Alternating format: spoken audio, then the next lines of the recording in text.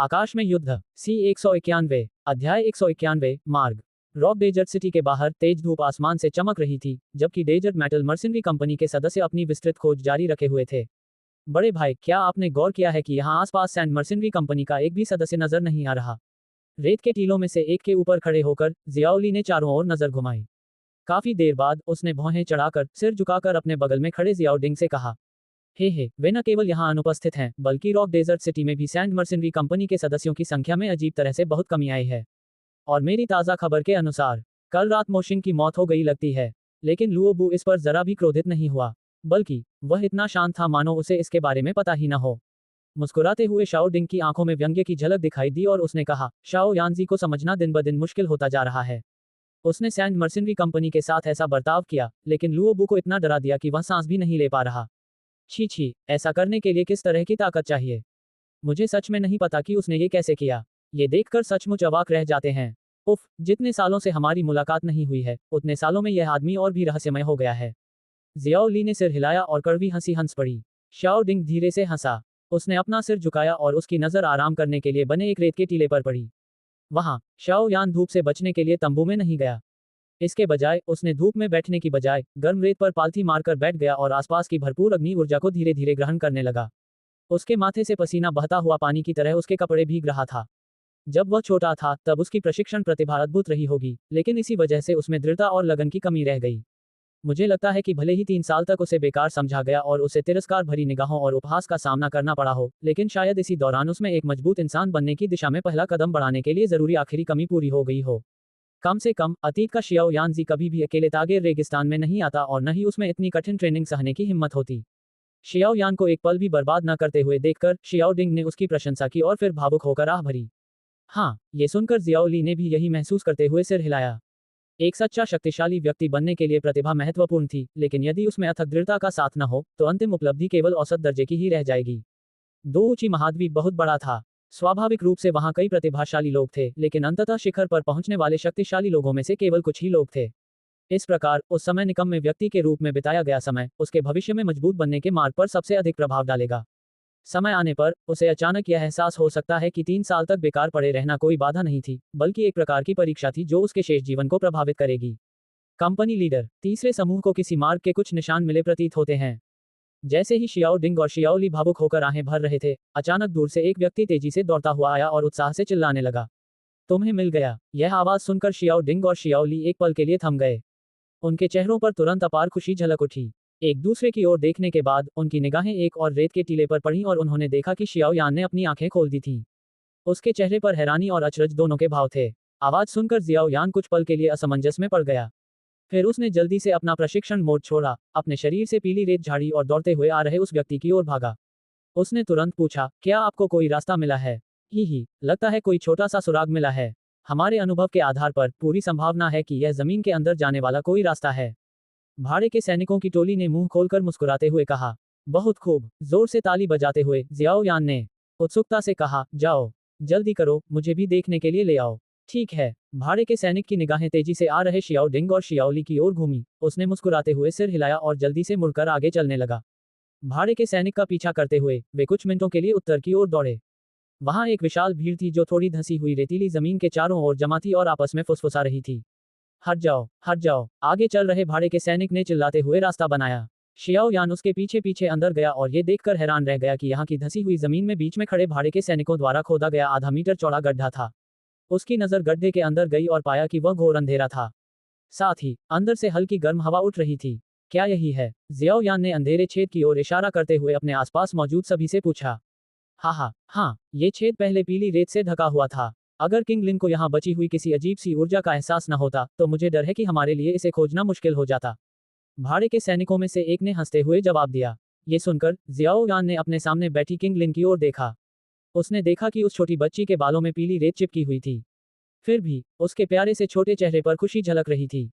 जब किंग लिन को एहसास हुआ कि शियाओ यान की निगाह उसकी तरफ चली गई है तो उसकी नजरें उससे मिलीं। उसका छोटा सा चेहरा शर्म से लाल हो गया और उसने शियाओ यान की तरफ पलकें झपकाईं। नन्ही बच्ची, बहुत बढ़िया। शियाओ यान ने किंग लिन की ओर अंगूठा उठाया। ये देखकर कि बच्ची के चेहरे पर एक प्यारी सी मुस्कान आ गई, शियाओ यान ने भी हल्की सी मुस्कान दी। वह धीरे धीरे गुप अंधेरे प्रवेश द्वार की ओर बढ़ा और अपना हाथ उछाला। उसके हाथ में एक चांदनी पत्थर प्रकट हुआ, जिसे उसने छेद में फेंक दिया। चांदनी चट्टान से निकलने वाली हल्की रोशनी घोर अंधेरी गुफा में कुछ देर तक घूमती रही और फिर धीरे धीरे पूरी तरह से गायब हो गई। मूनलाइट रॉक को तेजी से गायब होते देख जियाओ यान ने भौहें चढ़ाकर धीरे से कहा, लगता है ये सुरंग सीधी रेखा में नहीं है। हाँ, हमने पहले एक प्रारंभिक सर्वेक्षण किया था। यहाँ कम से कम 10 से अधिक सुरंगें हैं और उनमें से प्रत्येक एक विशालकाय सर्प की तरह मुड़ती और घूमती है। रास्ता दिखाने वाले भाड़े के सैनिक ने कड़वी मुस्कान के साथ जवाब दिया। जियाओ यान ने थोड़ा झुंझलाते हुए भौहें चढ़ाईं। क्यों न मैं लोगों को एक एक करके सुरंगों की तलाशी के लिए भेजूं। जियाओ डिंग की हंसती हुई आवाज अचानक पीछे से आई। पीछे मुड़कर जियाओ यान ने जियाओ डिंग और जियाओ ली दोनों को देखा और सिर हिलाते हुए कहा, नीचे कोई अज्ञात खतरा हो सकता है। डेजर्ट मेटल मर्सिनरी कंपनी ने सुरंग का पता लगाने में मेरी मदद के लिए पहले ही बहुत सारे लोगों को जुटा लिया है। मैं पहले से ही बहुत संतुष्ट हूँ। अगर मैं फिर भी उन्हें अंदर जाने देता हूँ, तो हो सकता है कि वे किसी ऐसी चीज से टकरा जाएं जो उन्हें घायल कर दे या मार डाले। यह एक ऐसी स्थिति होगी जिसे मैं देखना नहीं चाहता। भाई शियाओ यान, आपको चिंता करने की कोई जरूरत नहीं है। हमारी डेजर्ट मेटल मर्सिनरी कंपनी में कोई भी मौत से नहीं डरता। डेजर्ट मेटल मर्सिनरी कंपनी के आसपास के सदस्य जोर से हंस पड़े। क्यों ना हम इसे इस तरह करें। मैं 10 से ज्यादा बलवान सदस्यों को चुनकर आपके साथ नीचे भेजूंगा ताकि हम जायजा ले सकें। आखिरकार, अगर मैं आपको अकेले नीचे जाने दूं तो मुझे चिंता होगी। अगर कोई दुर्घटना हो गई, तो मुझे डर है कि हमारे क्रोधित पिता सीधे वुतान शहर से आकर हमारा वध कर देंगे। शियाओ डिंग ने कुछ देर सोचा और फिर धीरे से हंस पड़ा। ये सुनकर जियाओ यान एक पल के लिए झिझक गया। वह केवल लाचार होकर सिर हिला सका। कुछ देर सोचने के बाद उसने गंभीरता से कहा, लेकिन अगर नीचे कोई अप्रत्याशित स्थिति उत्पन्न होती है, तो मुझे आशा है कि बड़े भाई सभी का नेतृत्व करते हुए सबसे पहले पीछे हटेंगे। मेरी सुरक्षा के बारे में आपको चिंता करने की कोई आवश्यकता नहीं है। शाओ यान के गंभीर चेहरे को देखकर शाओ डिंग और शाओ ली ने एक दूसरे की ओर देखकर सिर हिलाया। कल रात सैंड मर्सिनरी कंपनी के साथ समस्या हल करने के बाद उन्हें उसकी छिपी हुई ताकत पर अब कोई संदेह नहीं था। वह युवा स्वामी, नीचे सुरंग में 6 महीने पहले की ऊर्जा अभी भी शेष है। मुझे लगता है कि मैं आपको सही सुरंग तक ले जा सकता हूँ। जैसे ही जियाओ यान चलने के लिए तैयार हुआ, किंगलिन की दबी हुई आवाज ने अचानक उसकी भौहें आश्चर्य से ऊपर उठा दी। सचमुच। अपना सिर तेजी से झुकाते हुए जियाओ यान ने चीनी मिट्टी की गुड़िया जैसी प्यारी सी दिखने वाली किंगलिन को निहारा और खुशी से कहा। हाँ, शियाओ यान की खुशी देखकर किंगलिन ने अपना मुंह ढक लिया और हंसते हुए सिर हिलाया। कितनी काम की बच्ची है। हा, छेद के ऊपर से कूदते हुए जियाओ यान ने किंगलिन के छोटे से सिर पर थपथपाया। उसने जियाओ डिंग और जियाओ ली की ओर मुंह करके मुस्कुराते हुए पूछा, जब बात ऐसी है तो क्या हम शुरू करें। हा, ठीक है। जियाओ डिंग मुस्कुराया और सिर हिलाया। उसने चारों ओर नजर घुमाई और जल्दी से कुछ नाम लिए। फिर उसने बाकी लोगों की ओर मुंह करके गंभीरता से आदेश दिया, सुरंग में प्रवेश करते ही उसके चारों ओर सुरक्षा बढ़ा देना। किसी को भी अंदर आकर गड़बड़ी करने की इजाजत नहीं देनी है।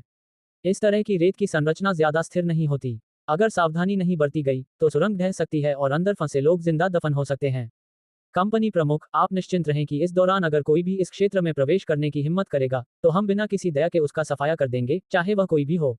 जियाओ डिंग का आदेश सुनकर डेजर्ट मेटल मर्सिनरी कंपनी के आसपास मौजूद सभी सदस्यों ने अपने चेहरे गुस्से से ढक लिए और एक साथ चिल्लाए। जहां तक आपकी बात है, दूसरे भाई, नीचे उतरने के बाद आपको यहाँ की स्थिति संभालनी होगी। अगर हम ऊपर किसी को स्थिति का नियंत्रण सौंपने के लिए नियुक्त नहीं करते हैं, तो मुझे थोड़ी अनिश्चितता महसूस होगी। अपने आदेश देने के बाद भी जियाओ डिंग को थोड़ी असुरक्षा महसूस हो रही थी, इसलिए उसने एक बार फिर जियाओ ली की ओर सिर झुकाकर बात की। ये सुनकर मूल रूप से पीछे जाने का इरादा रखने वाला जियाओ ली केवल असहाय होकर अपना सिर हिला सका। सब कुछ ठीक से व्यवस्थित करने के बाद जियाओ डिंग ने एक तरफ से रस्सी का एक बड़ा बंडल निकाला। उसने रस्सी की मजबूती जांची और उसे पहले से ही ठीक से लगे लकड़ी के खंभे से बांध दिया। उसी समय उसने रस्सी को छेद में फेंक दिया। सुरंग इतनी गहरी नहीं है। ये रस्सी सुरक्षा के लिए है। अगर नीचे वाले चिल्लाएं, तो ऊपर वाले रस्सी का इस्तेमाल करके हमें जल्दी से ऊपर खींच लेंगे। जियाओ डिंग ने हाथ थपथपाते हुए कहा। ये देखकर कि शियाओ डिंग ने इस बारे में भी ध्यान रखा है, शियाओ यान ने कड़वी मुस्कान दी। वह सबसे पहले सुरंग के प्रवेश द्वार पर पहुंचा, अपना सिर झुकाया और बगल में खड़ी किंगलिन को हाथ हिलाकर अभिवादन किया। शाओ यान की हरकत देखकर किंगलिन जल्दी से दौड़कर उसके पास गई। उसकी अजीब सी गहरे हरे रंग की आंखें शाओ यान को बुद्धिमानी से घूर रही थीं। शाओ यान ने गहरी हरी आंखों पर एकटक निगाह डाली और मन ही मन भावुक होकर आह भरी। फिर उसने हाथ बढ़ाकर किंगलिन को उसके अचंभित चेहरे के नीचे से अपने सीने से लगा लिया। मुस्कुराते हुए उसने कहा, बाद में तुम मुझे रास्ता दिखाओगी। शाओ यान के गले लगने से किंगलिन का चेहरा धीरे धीरे लाल हो गया। उसने अपना छोटा सा चेहरा नीचे झुकाया और धीरे से सिर हिलाया। सब लोग चलो। हल्की हंसी के साथ शियाओ यान ने शियाओ डिंग की ओर इशारा किया, रस्सी पकड़ी और गुप अंधेरे गड्ढे में कूद गई। स्वर्गीय ज्वाला, क्या ये सचमुच नीचे मौजूद है? मुझे उम्मीद है कि यह मुझे निराश नहीं करेगी। जियाओ यान ने धीरे से बुदबुदाते हुए कहा और किंगलिन को कसकर अपनी छाती से लगाए हुए तेजी से सुरंग के ऊपर से गुजर गया। संपर्क सेवा की शर्तें आकाश में युद्ध। C192 अध्याय 192 जांच पड़ताल। घोर अंधेरी सुरंग में शियाओयान ने किंग लिन को कसकर गले लगाया और सुरंग की ढलान का सहारा लेते हुए नीचे उतरती रही। किंग लिन के हाथ में एक मूनलाइट स्टोन था। इससे हल्की और धुंधली रोशनी निकल रही थी, जिससे शियाओयान को यह देखने में मदद मिल रही थी कि आगे का रास्ता अवरुद्ध तो नहीं है। उन दोनों के ठीक पीछे 10 से अधिक धुंधली रोशनी उनका पीछा कर रही थी। सभी ने अपनी पीठ सुरंग की दीवार से टिका रखी थी, जिससे ची ची की ध्वनि उत्पन्न हो रही थी जो सुरंग के भीतर गूंज रही थी। जैसे जैसे उसका शरीर नीचे उतर रहा था, जियाओयान की नजर बगल की 2 सुरंग की दीवारों पर पड़ी। कुछ देर बाद वह ये देखकर थोड़ा हैरान रह गया कि सुरंग बेहद चिकनी थी। दीवार से कोई चट्टान बाहर नहीं निकली हुई थी। सुरंग को देखकर ऐसा लगता था मानो किसी विशाल ऊर्जा स्तंभ ने सीधे जमीन को चीरते हुए इसे बनाया हो। 2 से 3 मिनट तक एक ही गति से नीचे उतरने के बाद जियाओयान को आखिरकार सुरंग का तल दिखाई दिया। उसके पैर थोड़े से मुड़े और कुछ ही क्षण में उसका झुका हुआ शरीर जमीन पर पहुंच गया, जिससे एक हल्की सी दबी हुई आवाज निकली। जैसे ही उसका शरीर सीधा हुआ, उसने नीचे उतरने के कारण उत्पन्न विपरीत बल को पूरी तरह से समाप्त कर दिया। जमीन पर उतरते ही जियाओयान ने किंग लिन को अपने आलिंगन से मुक्त कर दिया। उसने उसे अपनी ओर खींचा, कुछ कदम आगे बढ़ा और अपने सामने मौजूद सुरंगों पर नजर दौड़ाई। जैसा कि उम्मीद थी, उसे 10 से अधिक पूरी तरह से अंधेरी सुरंगें मिलीं। लाचारी से सिर हिलाते हुए जियाओयान मुस्कुराया और किंग लिन से कहा, तुम्हें सही सुरंग का पता लगाने की कोशिश करनी चाहिए। अगर हम हर सुरंग में चलकर खोज पूरी करेंगे तो कम से कम कुछ दिन लग जाएंगे। हाँ, सिर हिलाते हुए किंगलिन के छोटे हाथ ने शियाओयान को खींचा। उसकी आंखें झपकी और उसकी गहरी हरी पुतलियों के चारों ओर 3 छोटे हरे रंग के धब्बे धीरे से दिखाई दिए। सुरंग में कम रोशनी होने के कारण जियाओयान किंगलिन की आंखों में आए बदलाव को महसूस नहीं कर पाए। किंगलिन ने धीरे से अपनी आंखें बंद कर लीं और सुरंगों में मौजूद ऊर्जा को महसूस किया। आसपास का वातावरण एक बार फिर शांत हो गया। कुछ क्षण बाद पीछे से धीमी दबी हुई आवाजों की लहरें सुनाई दी और शियाओयान समझ गई कि शियाओ डिंग और अन्य लोग उसके पास पहुंच गए हैं। अपना सिर झुकाते हुए जियाओयान ने जियाओ डिंग और अन्य लोगों को चुप रहने का इशारा किया और फिर बंद आंखों वाले किंग लिन की ओर इशारा किया। शियाओयान की हरकत देखकर शियाओ डिंग ने सिर हिलाया। उसने हाथ से इशारा किया, जिससे उसके पीछे उतरे लोग अपनी जिज्ञासा को समझकर चुप हो गए। रस्सी को ठीक से हाथ में रखते हुए शियाओ डिंग और डेजर्ट मेटल मर्सिनरी कंपनी के अन्य सदस्यों ने धीरे धीरे अपने हथियार निकाल लिए। इसके बाद वे चुपचाप आगे बढ़े और बीच में खड़े शियाओयान और किंग लिन को घेरकर उनकी रक्षा करने लगे। उनकी सतर्क निगाहें लगातार अपने आसपास के वातावरण पर टिकी रहीं। कुछ देर तक सन्नाटा छाया रहा, फिर धीरे धीरे किंग लिन ने अपनी गहरी हरी आंखें खोलीं। उसने अपने छोटे हाथ से बाईं ओर थोड़ी दूर स्थित एक सुरंग की ओर इशारा करते हुए धीरे से कहा, युवा स्वामी, हालांकि अन्य सुरंगों में भी ऊर्जा के कुछ अवशेष थे, लेकिन इस सुरंग में सबसे अधिक ऊर्जा है। ऐसा लगता है कि जो भी यहाँ था उसने लगभग 6 महीने पहले यहाँ सबसे अधिक समय बिताया था। ये सुनकर जियाओयान की निगाहें पूरी तरह अंधेरी सुरंग की ओर घूम गईं। ये सुरंग स्पष्ट रूप से बहुत लंबी थी। जब उसकी नजर उस ओर गई तो वहां केवल घना अंधेरा ही था। इस स्थिति को देखकर जियाओयान ने भौहें सिकोड़ लीं। अपना सिर झुकाते हुए शियाओयान और शियाओ डिंग ने एक दूसरे की ओर देखा। फिर शियाओयान ने एक गहरी सांस ली और आगे बढ़ने ही वाला था कि शियाओ डिंग ने उसे रोक दिया। एक पल रुकिए, जियाओ डिंग ने जियाओयान की ओर सिर हिलाया। फिर वह मुड़ा और एक हटे कट्टे लंबे चौड़े आदमी से धीरे से बोला, हानमू, क्या आप थोड़ा छानबीन करके देख सकते हैं कि इस सुरंग में कुछ असामान्य छिपा तो नहीं है? हाँ, ये सुनकर हानमू नाम के उस विशालकाय व्यक्ति ने सिर हिलाया।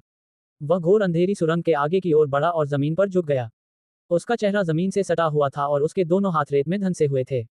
यह क्या है? हानमू की अजीब हरकत देखकर शियाओयान आश्चर्य से पूछने से खुद को रोक नहीं पाए। हानमू की आत्मीयता आधार तत्व का एक प्रकार है, रेत तत्व।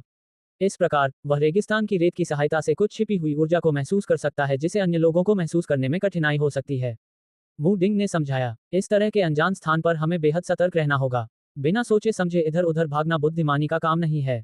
हा, डेजर्ट मेटल मर्सिनरी कंपनी में वाकई कई अनोखे लोग हैं। इस तरह का सामूहिक सहयोग मेरे द्वारा यूं ही बेतरतीब ढंग से खोज करने से कहीं बेहतर है। जियाओयान मुस्कुराए और फिर आह भरी, ये तो बस जिंदा रहने के कुछ छोटे मोटे तरीके हैं। जियाओ डिंग ने लापरवाही से अपना सिर हिलाया। फिर उसने सिर उठाकर उस लंबे चौड़े आदमी की तरफ देखा जिसने अपनी पूछताछ पूरी कर ली थी। कैसा है? जांच अभी पूरी नहीं हुई है। हानमू ने भौहें चढ़ाकर सिर हिलाया।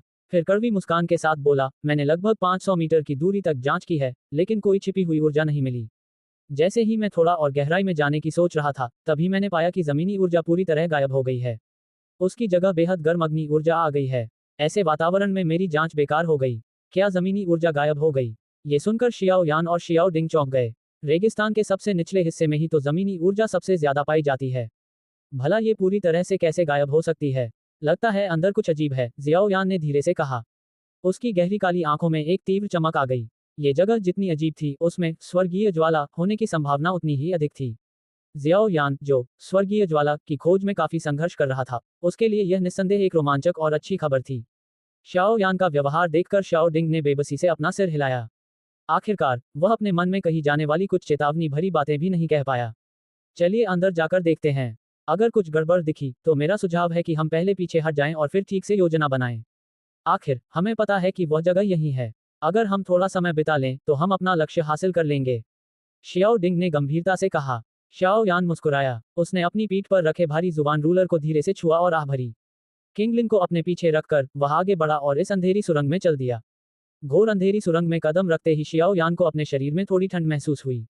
उसने अपने होठों को चाटा और तिरछी नजरों से सुरंग की चिकनी दीवारों को देखा। उसकी उंगली ने उसकी ऊर्जा भंडार वाली अंगूठी को छुआ और उसने झट से एक ऊर्जा पुनर्प्राप्ति गोली अपने मुंह में डाल ली। ये क्रिया शियाओ यान की आदत सी बन चुकी थी। आखिर ये कहना मुश्किल था कि उसकी थोड़ी सी ऊर्जा कब उसके जीवन या मृत्यु का निर्धारण कर देगी। याद रखना, सुरंग की दीवार पर हर 50 मीटर पर एक मूनलाइट स्टोन लगाना है। शियाओ डिंग, जो शियाओ यान के पीछे था, ने रेगिस्तान धातु भाड़े के सैनिकों की कंपनी के सदस्यों को धीरे से आदेश दिया। उसके सामने शियाओ यान ने अनजाने में अपनी जीभ चटकाई। उसका बड़ा भाई हर काम में हर पहलू का ध्यान रखता था, छोटी से छोटी बात का भी ख्याल रखता था। चांदनी पत्थरों से निकलने वाली रोशनी की मदद से 10 से अधिक आकृतियां धीरे धीरे घोर अंधेरी सुरंग में चल रही थीं। चूंकि उन्हें इस बात का अंदाजा नहीं था कि आगे किस तरह का खतरा है, इसलिए सभी ने असामान्य चुप्पी बनाए रखी। पूरी यात्रा के दौरान उनके कदमों की हल्की सरसराहट के अलावा सब कुछ शांत था। अंधेरी सुरंग में किसी को समय का एहसास नहीं था। सब लोग बस एक सुस्त और अकड़कर आगे बढ़ते जा रहे थे। सुरंग मानो कभी खत्म न होने वाली लग रही थी और किसी को भी अंत में रोशनी नजर नहीं आ रही थी। ये दृश्य ऐसा था मानो वे लगातार दुनिया के केंद्र की ओर बढ़ रहे हों। जैसे जैसे वे सुरंग में और गहराई तक जाने लगे, जियाओ यान को अचानक अपने शरीर पर छाई ठंडक गायब होती महसूस हुई। उसकी जगह हल्की गर्माहट ने ले ली। इस बदलाव को महसूस करते हुए जियाओ यान के कदम धीरे धीरे रुक गए। उसने अपना सिर झुकाकर जियाओ डिंग और अन्य लोगों की ओर देखा। उनके चेहरों पर हैरानी देखकर उसने धीरे से अपने होठों को चाटा और धीमी आवाज में कहा, ऐसा नहीं है कि जमीनी ऊर्जा गायब हो गई है, बल्कि बात यह है कि अग्नि ऊर्जा इतनी सघन है कि वह जमीनी ऊर्जा को इस हद तक दबा देती है कि उसे महसूस करना बहुत मुश्किल हो जाता है। हम अभी अभी अग्नि ऊर्जा के क्षेत्र में प्रवेश ही कर चुके हैं, फिर भी यह इतना घना है। अगर हम आगे बढ़ते रहे तो ये कितना भयानक होगा। कहीं ऐसा तो नहीं कि इस जगह के नीचे सचमुच कोई स्वर्गीय ज्वाला मौजूद हो? जियाओ डिंग ने आश्चर्यचकित स्वर में कहा। शाओ यान ने अपने होंठ सिकोड़ लिए। उसकी आंखों में इच्छा की ज्वाला भड़क उठी। स्वर्गीय ज्वाला, यह एक प्राकृतिक चमत्कारिक वस्तु थी जिसका उसने ज्वाला मंत्र का अभ्यास शुरू करने के बाद से ही सपना देखा था। अब यह उसके सामने प्रकट होने ही वाली थी। इस अचानक उत्पन्न हुई प्रत्याशा की भावना ने शाओ यान को उत्तेजना से लगभग कांपने पर मजबूर कर दिया। चलो चलते हैं, नीचे उतरते रहो सभी लोग। अगर आप आसपास की आग जैसी ऊर्जा की भीषण गर्मी सहन नहीं कर सकते तो कृपया रुक जाएं, वरना अगर आप नीचे जाते रहे तो शायद जलकर राख हो जाएंगे। शियाओ यान ने गहरी सांस ली, पीछे मुड़ी और गंभीरता से कहा। हाँ, शियाओ यान के चेहरे पर गंभीरता देखकर किसी ने भी उसकी बात को हल्के में लेने की हिम्मत नहीं की। सबने तुरंत सिर हिलाकर जवाब दिया। किंगलिन, अगर तुम्हें लगता है कि तुम अब और सहन नहीं कर सकती, तो जैसा मैंने कहा है वैसा ही करो, समझी? सिर झुकाकर शाओ यान ने किंगलिन से गंभीरता से कहा। हाँ, किंगलिन ने आज्ञाकारी भाव से सिर हिलाया। किंगलिन के छोटे से चेहरे के भावों को देखकर ऐसा प्रतीत हुआ कि आसपास की तीव्र अग्नि जैसी ऊर्जा उसे अप्रिय नहीं लग रही थी। उचित आदेश देने के बाद जियाओ यान ने अपनी मुट्ठी कसी और लगातार गहरी होती जा रही सुरंग के भीतरी हिस्सों की ओर बढ़ गया। यात्रा के शेष भाग में जैसे जैसे सभी लोग गहराई में जाते गए, आसपास की अग्नि प्रकार की ऊर्जा और भी सघन होती गई। कुछ सदस्य जो थोड़े कमजोर थे, वे उच्च तापमान को सहन करने में असमर्थ होने लगे और असहाय होकर पीछे हटने का विकल्प चुना। हालांकि कुछ लोग पीछे हट गए, लेकिन गिरावट जारी रही। अंत में केवल शियाओ यान, शियाओ डिंग और किंगलिन ही डटे रहे और आगे बढ़ते रहे। बाकी सभी बढ़ती हुई उग्र अग्नि प्रकार की ऊर्जा को सहन न कर पाने के कारण पीछे हट गए। जैसे जैसे वे गहराई में जाते गए, शियाओ यान का चेहरा भी गंभीर होता गया। गंभीरता के साथ साथ उसके चेहरे पर एक हल्की सी अनियंत्रित खुशी भी झलक रही थी। ऐसा इसलिए था क्योंकि वह महसूस कर सकता था कि उसके शरीर में ज्वाला मंत्र की संचार नलिकाएं बिना उसके किसी नियंत्रण के बैंगनी ज्वाला ऊर्जा से स्वतः ही तेजी से प्रवाहित होने लगी थीं। प्रशिक्षण शुरू करने के बाद से ऐसा पहली बार हुआ था। हम लगभग पहुंच ही गए हैं। एक और मोड़ मुड़ने के बाद थोड़ी दूरी पर सुरंग के अंत में एक लाल रंग की रोशनी दिखाई दी। इसे देखकर शियाओ यान का शरीर रोमांच से कांप उठा। उसने अपने चेहरे से पसीना पोंछा। उसकी आवाज भारी थी और उसने रूखे स्वर में कहा। तीनों लोगों ने अंतिम चरण के लिए अपनी गति बढ़ा दी। वे तेजी से इस छोटे से रास्ते को पार करते हुए अंततः सुरंग के अंत तक पहुंच गए। सुरंग के अंत में खड़े होकर तीनों ने अपने सामने धधकते लाल रंग के संसार को देखा और उनके चेहरे सदमे से भर गए। संपर्क सेवा की शर्तें आकाश में युद्ध। C-193 अध्याय 193 लावा में रहने वाला रहस्यमय प्राणी। विशाल तहखाने के भीतर धधकती लाल लावा धीरे धीरे बह रही थी। कभी कभी उसमें से हवा के बड़े बड़े बुलबुले निकलते थे। क्षण भर बाद बुलबुलों के फूटने से एक हल्की सी धमाके की आवाज आती थी। गर्म लावा भीतर से बाहर निकलता था, जो धधकते लाल आतिशबाजी की तरह सुंदर दिखता था। छोटी सुरंग के अंत में खड़े होकर शियाओ यान, शियाओ डिंग और किंग लैन अंतहीन लावा की दुनिया को घूर रहे थे। आश्चर्यचकित होने के अलावा वे सभी अनजाने में अपनी लार निगल गए।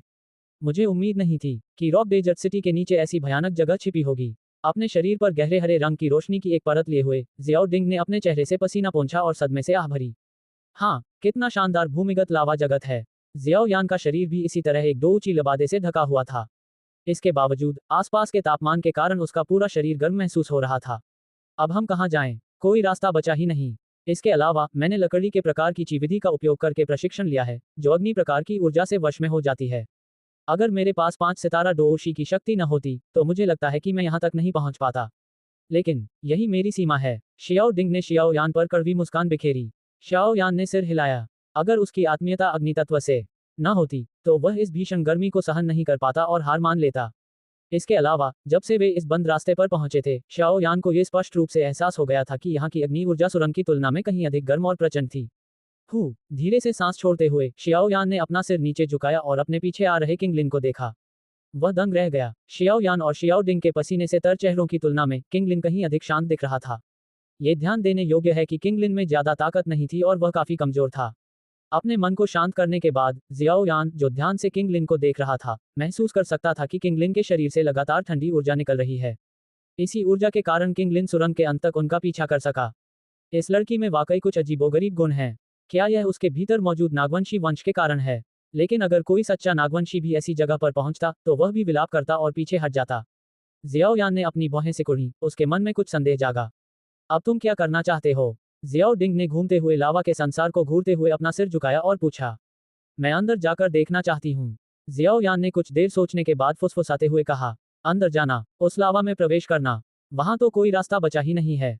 कहीं तुम तैरकर तो नहीं जाना चाहते? ये शब्द सुनकर जियाओ डिंग का चेहरा थोड़ा बदल गया और उसने हल्के से नाराजगी जताई।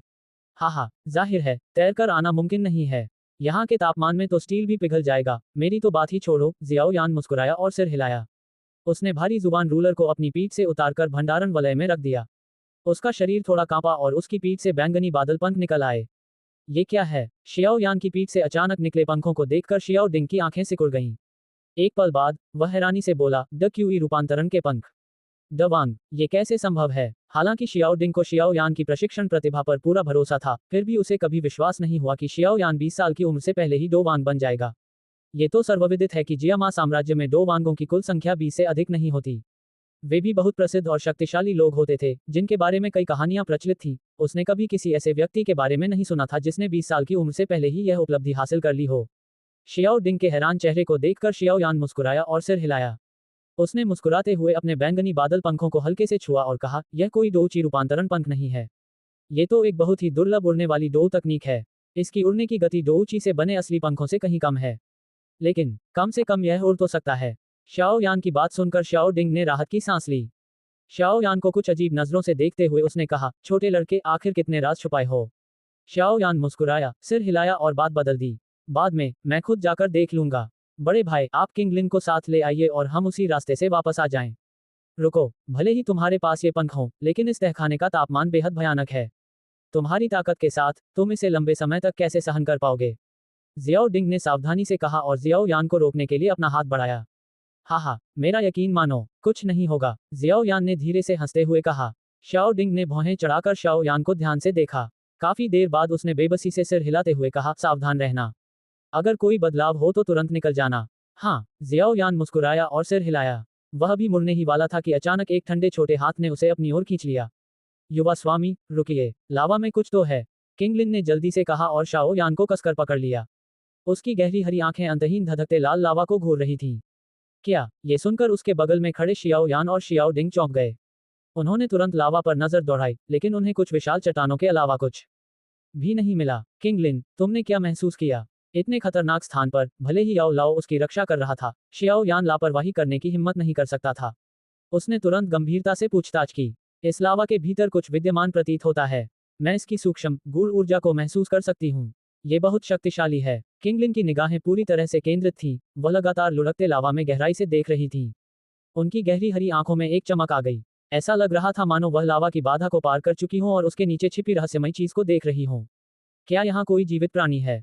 शियाओ यान का चेहरा हैरानी से भर गया। क्या सच में इतने गर्म लावा के नीचे कोई जीवित प्राणी है जो स्टील को भी पिघला सकता है? शियाओ यान के लिए इस बात पर विश्वास करना मुश्किल था। हाँ, क्या ये वही चीज है जिसे आपने 6 महीने पहले महसूस किया था?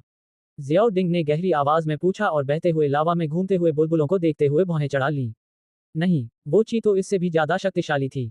किंगलिन ने सिर हिलाते हुए कहा। इसकी ताकत सैंड मर्सिनरी कंपनी के लुओ बू से थोड़ी ज्यादा है। किंगलिन ने अपने छोटे हाथ से इशारा करते हुए धीरे से कहा। उसने अपना पूरा जीवन रॉक डेजर्ट सिटी में बिताया था। उसने अब तक जितने भी ताकतवर लोगों को देखा था उनमें से एक था द डोश ईस्टर का लुओबू। इसलिए वह केवल उसकी तुलना कर सकती थी। लुओबू से थोड़ा ज्यादा ताकतवर, शियाओ यान ने धीरे से कहा। उसके स्वर में थोड़ा शब्द पर थोड़ा जोर था। किंगलिन की इस तुलना से शियाओ यान को अंदाजा हो गया था कि लावा में छिपी चीज कितनी ताकतवर होगी। उस समय उस रहस्यमयी ची की शक्ति कम से कम एक दो वांग से ज्यादा थी। इसलिए किंगलिन ने लुओबू को उससे बहुत कमजोर बताया था। इस हिसाब से लावा में मौजूद जीव की ताकत एक दो लिंग या उससे भी ज्यादा होनी चाहिए। बेशक यह जियाओ यान का अनुमान था। वह सही था या नहीं, इस बारे में वह खुद भी पूरी तरह आश्वस्त नहीं था। अगर सचमुच कोई जीवित प्राणी लावा के भीतर रह सकता है तो इस वातावरण में उसकी ताकत किसी दो वान के बराबर होगी। शियाओ यान ने अपनी आंखें सिकुड़ी और गहरी सांस ली। कुछ पल सोचने के बाद उसने बेबसी से सिर हिलाया। गंभीर स्वर में उसने कहा, चाहे नीचे कुछ छिपा हो या न हो, मुझे अंदर जाकर देखना ही होगा। मुझे जिस चीज की जरूरत है वह इसी लावा में होनी चाहिए। बड़े भाई, आप किंगलिन के साथ जाए। मैं कोशिश करूंगा। शियाओ यान ने सिर घुमाकर शियाओ डिंग से यह अनुरोध किया। जवाब का इंतजार किए बिना वह चट्टान से नीचे लावा की ओर कूद पड़ा। उसके पंख फड़फड़ाए और उसका शरीर धीरे धीरे लावा से 10 मीटर ऊपर तैरने लगा। शियाओ यान को हवा में उड़ते देख शियाओ डिंग केवल असहाय होकर सिर हिला सका। हालांकि वह चिंतित रहा और तुरंत वहां से नहीं गया। इसके बजाय उसने किंगलिन को वापस सुरंग में खींच लिया और उसकी निगाहें लावा के ऊपर उड़ते हुए शियाओ यान के शरीर पर टिकी रहीं। शियाओ यान धीरे धीरे लावा के ऊपर उड़ने लगा। बैंगनी ज्वाला डोउची ने उसके पूरे शरीर को घेर लिया था। उसकी आध्यात्मिक चेतना भी उसके शरीर से होकर गुजर रही थी और फैल रही थी। शियाओ यान सावधानीपूर्वक अपने आसपास का जायजा ले रहा था। ऐसा प्रतीत हो रहा था कि किंगलिन द्वारा वर्णित गुप्त जीव ने शियाओ यान पर काफी दबाव डाला था। इस तरह के कठोर वातावरण में उसे अचानक उत्पन्न होने वाले विभिन्न प्रकार के खतरों से निपटने के लिए वास्तव में अपना ध्यान केंद्रित करना होगा। तहखाने के अंदर का तापमान बेहद भयावह था। शियाओ यान का शरीर अग्नि तत्व से युक्त था और उसे बैंगनी ज्वाला डोउची का समर्थन प्राप्त था, लेकिन लावा में मौजूद बुलबुलों से निकलने वाली हल्की धुंध गर्म होने के साथ साथ एक प्रकार का अग्नि विष भी लिए हुए थी। इसलिए यद्यपि शियाओ यान ने पहले ही विषनाशक ले लिया था, फिर भी वह आसपास की हवा में लापरवाही से सांस लेने की हिम्मत नहीं कर रहा था। जब उसकी सहनशक्ति चरम सीमा पर पहुंच गई, तभी उसने सावधानीपूर्वक थोड़ी हवा अंदर ली। शियाओ यान ने भले ही हर बार बहुत कम हवा अंदर ली हो, लेकिन उसके शरीर में प्रवेश करने वाली जहरीली हवा ने उसके दिमाग को चक्कर आने जैसा महसूस कराया। अगर उसने पहले ही विषनाशक न लिया होता तो शायद वह इसे सहन न कर पाता और गर्म लावा में गिर जाता। कई बाधाओं के कारण जियाओ यान तेजी से उड़ने की हिम्मत नहीं कर पा रहा था। वह लावा के ऊपर मंडराता रहा और धीरे धीरे उस पर नजर घुमाता रहा। स्वाभाविक रूप से उड़ते समय उसने जरा सी भी आवाज नहीं की, क्योंकि उसे डर था कि कहीं लावा में रहने वाला रहस्यमय जीव उस पर हमला न कर दे। जैसे जैसे जियाओ यान हवा में उड़ता गया, उसे यह एहसास होता गया कि वह गुफा बहुत विशाल है। आसपास जमा हुआ लावा यहाँ इकट्ठा होकर एक विशाल लावा झील बना चुका था। कभी कभी गर्म हवा की एक तेज लहर ऊपर उठती और अचानक एक धधकती लाल लावा की मीनार खड़ी हो जाती। हर बार ऐसा होने पर ऊपर उड़ रहा जियाओ यान बुरी तरह डर जाता। तहखाने में स्थित लावा की दुनिया मृत्यु की दुनिया थी। शियाओ यान लावा झील के ऊपर उड़ रहा था। हर बार थोड़ी दूरी तक उड़ने पर उसका दिल कांप उठता था। अगर उसकी ऊर्जा यहाँ अचानक समाप्त हो गई तो शायद उसका शव भी कहानी सुनाने के लिए न बचे। जब शियाओ यान लावा के ऊपर से उड़ रहा था तो उसकी त्वचा हल्की लाल चमक रही थी। उसके शरीर पर मौजूद कपड़े भी बेहद सूख गए थे। अगर अब कोई चिंगारी भी लगती तो उसके कपड़े तुरंत जल उठते। कुछ दूर आगे उड़ने के बाद जियाओ यान ने अपना सिर थोड़ा पीछे घुमाया। उसने देखा कि पहले से ही छोटा निकास द्वार और भी छोटा हो गया था। तहखाने के निकास द्वार पर दो नन्ही आकृतियां उसे घूर रही थीं। उन दोनों आकृतियों को देखकर जियाओ यान ने असहाय होकर अपना सिर हिलाया। वह हाथ हिलाकर यह जताने ही वाला था कि तभी अचानक किंगलिन की तीखी आवाज सुनाई दी, युवा स्वामी, यह आपका पीछा कर रहा है, जल्दी वापस आइए। चीख सुनकर जियाओ यान का सिर चकरा गया। उसका शरीर बिना हिचकिचाए पलक झपकते ही दिशा बदल गया। अपने पंख फड़फड़ाते हुए वह पूरी ताकत से सुरंग के निकास की ओर उड़ गया। जैसे ही शियाओ यान का शरीर हिला, उसके नीचे स्थित शांत लावा झील से अचानक एक धीमी सी आवाज निकली। पल भर में गर्म लावा की असंख्य किरणें तेजी से बाहर निकलीं। लावा चारों दिशाओं में उड़ने लगा। तभी अचानक एक विशाल शरीर वाला रहस्यमय प्राणी लावा से भयंकर रूप से बाहर निकला। बिजली की गति से उसने अपना शरीर भागते हुए शियाओ यान की ओर मोड़ा और उसे काट लिया। संपर्क सेवा की शर्तें आकाश में युद्ध। C-194 अध्याय 194 हमला किया गया। रहस्यमय जीव लावा से बाहर निकला और जोर से हिनहिनाया। वह हवा में ही तेजी से शियाओ यान की ओर बढ़ा, जिससे लावा चारों ओर बिखर गया। शांत लावा झील अचानक उग्र हो गई। लावा की अनगिनत ज्वालाएं उठ खड़ी हुईं, जिससे एक भव्य दृश्य उत्पन्न हुआ। आकाश में शियाओ यान के पंख तेजी से फड़फड़ा रहे थे। अचानक उमड़े लावा के कारण उसके सिर की त्वचा सुन्न हो गई थी। वह अपने दांत भींचकर पूरी ताकत से भागने लगा। बैंगनी बादल के पंखों की मदद से शियाओ यान की गति बहुत तेज थी। हालांकि उस रहस्यमय प्राणी की गति भी उससे कम नहीं थी। जैसे ही हिनहिनाहट की आवाज गायब हुई, वह अपने आकार के हिसाब से उम्मीद से कहीं ज्यादा तेज गति से उड़ने लगा। धीरे धीरे वह शियाओ यान के पास पहुंच गया, अपना विशाल मुंह भयावह ढंग से खोला और 3 कांटेदार चमकदार लाल जीभें नुकीले तीरों की तरह बाहर निकाली। युवा स्वामी, सावधान रहें, यह आपके पीछे है। सुरंग के निकास द्वार पर किंगलिन ने चीखते हुए उस विशालकाय जीव को देखा जो धीरे धीरे शियाओ यान के करीब आ रहा था। उसका चेहरा सदमे से भरा हुआ था। उसके बगल में खड़े शियाओ डिंग के चेहरे पर चिंता साफ झलक रही थी। वह जाकर मदद करना चाहता था, लेकिन वह जा नहीं पा रहा था। वह बस सुरंग में बेचैनी से इधर उधर चक्कर लगा रहा था। किंगलिन की तीखी चीख सुनकर तेजी से उड़ रहे शाओ यान के शरीर की त्वचा कस गई। उसी समय उसके पीछे से एक तीव्र ऊर्जा निकली। शाओ यान का गला थोड़ा सा कांप उठा। उसे मुड़ने का भी समय नहीं मिला।